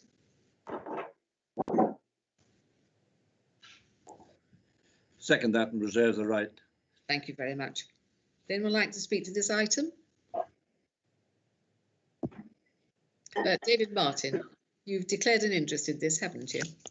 Non-pecuniary, yeah. Thank you. Yes. Would you Yeah. speak then, please? Yes, this plot of land has been derelict for a long while. The Dale Farm estate that was built there in the late 70s, the builders went bankrupt, and this was a residual overriding piece of land. And it's been accepted by the neighbourhood plan process through Selston Parish Council. So the public are aware that it's part of the neighbourhood plan for Selston Parish and the local plan that was in Ashfield that's being reviewed at the moment. So it did have public support and full consultation about building this. So I welcome the fact that it's going to actually finally get done. Thank you, Chair. Thank you, David. Any other contributions to this? Reg, do you wish to say anything? Nothing further to add. That's all on the report. Thank you. So the recommendations are then that we dispose of this piece of land as set out in the papers there. Better, yes, there's nothing else. Yeah. Wholly recommend that on pages 9 of the agenda pack, done that bit. Okay, let's now move to the vote then, and we'll just check what it actually says in the papers, because these seem to be conflicting with each other. One moment, please. The recommendation is that approval be given to dispose of the site at Westdale Range, Jacksdale, in accordance with the terms outlined in the exempt report. Are you all in agreement with that? So, Chief Executive. Councillor Adair. For. Councillor Barnfather. For. Councillor Butler. For. Councillor Cotty. For. Councillor Cutts. For. Councillor Fole. For. Councillor Garner. For. Councillor Guilfoyle. For. Councillor Harper. For. Councillor Jackson. For. Councillor Knight. For. Councillor Lawton. For. Councillor Madden. For. Councillor Martin. For. Councillor Owen. For. Councillor Peck. For. Councillor Pringle. For. Councillor Rhodes. For. Councillor Vice. For. That's unanimous, Chair. Thank you, Chief Executive. We now move on to the work programme. And of course, this is a live document. Anyone can be added. I think you mentioned something earlier on, Kate, you want to see on the work programme in the future. Yes, I did. Thank you. I was going to raise this. Yes, I wondered if we should have a report drawing together all the different strands of the things we've talked about today, particularly around the impact of health inequality and poverty. Thank you. Yes, I'm sure that's been taken note of. And Glyn, did I see your hand up? Yes, Chairman, Leader. It was really, it was about that. It was about the report that we had on the Nottinghamshire Best Strategy, and the item on the page, on the yellow page, is 7, which said about recognising the impact of COVID-19. And clearly, we've just had a report on the impact on the business community, and we've had some actions. And I just, for the life of me, can't understand why we can't, on that paper, the effect that it's had on young mums and everything else. We can't have a report that comes within the next month or so that actually outlines at least a strategy of moving forward to assist these individuals that are suffering. So it links with what Kate said, but also, you know, refers back to that programme. I just thought in the next month, if we can't have something on a paper that shows us a plan moving forward, a recovery plan, you know, well, we ought to be doing it, that's all. Thanks, Glyn. I'll ask the Chief Executive to rule on this. Chief Executive. Yep, thank you very much, Councillor Guilfoyle. There are many strands, as you say, to the recovery from COVID. The appropriate committee to receive a report in the first instance is probably the 3 R's committee. Of course, it's in the gift of the chair of that committee and the leader of the council to prefer to come to policy committee. So if you'll allow us, we'll take it offline and come back with a report to either that committee or to policy committee, which draws the threads of this together. Do you accept? Yeah, that gets on a work programme somewhere. Yeah. Thank you very much. Any other items you wish to add to this? No, thank you. Well, we don't need a vote on this then. So we now move on to the exempt item, and I'm now going to ask Keith to take over this to make sure that we have no members of the public on this call. So Keith. Yeah, thank you, Chair. We just need a vote initially just on moving to the exempt item. So that's the bit that's included in the agenda. Yeah. Are you in favour of moving on to the exempt item? Do we need to call the register on this? No. Chief Executive says not. No, I think that? Yeah, sure. Yeah, that's fine. Thank you. So we now go on to the exempt item then, and I have read out in its absence the usual exclusion. We get a weather update at 11 o'clock from the Met Office through to our gritting controller at Newark. He'll relay that message to the four foremen, which I'm one of, and then we relay that down to our crew that we are in charge of. That'll give you the time that we're supposed to be in the yard, the spread rate that we're supposed to be spreading at, and the weather forecast and what they're expecting and what time we're going out due to the weather. We go out with a said lorry full of salt, could be up to 10-12 tons on the back, and away you go. You spread it down, and you want to be putting it down a couple of hours at least before the forecast of it's going to drop cold to help the traffic crush it down into the tarmac. And then hopefully when it goes freezing, it'll not freeze, it just moistens it up again nicely. It's all down to the weight of the traffic and everything else. It's quite a pleasure to be out there. You know you're doing the best that you can. You're putting the salt out there. You're trying to make the road safe. You're just in your own little world. You know what you've got to do. You put the radio on, heater's nice and warm, and you're away and enjoying it, and off you go. It's peaceful.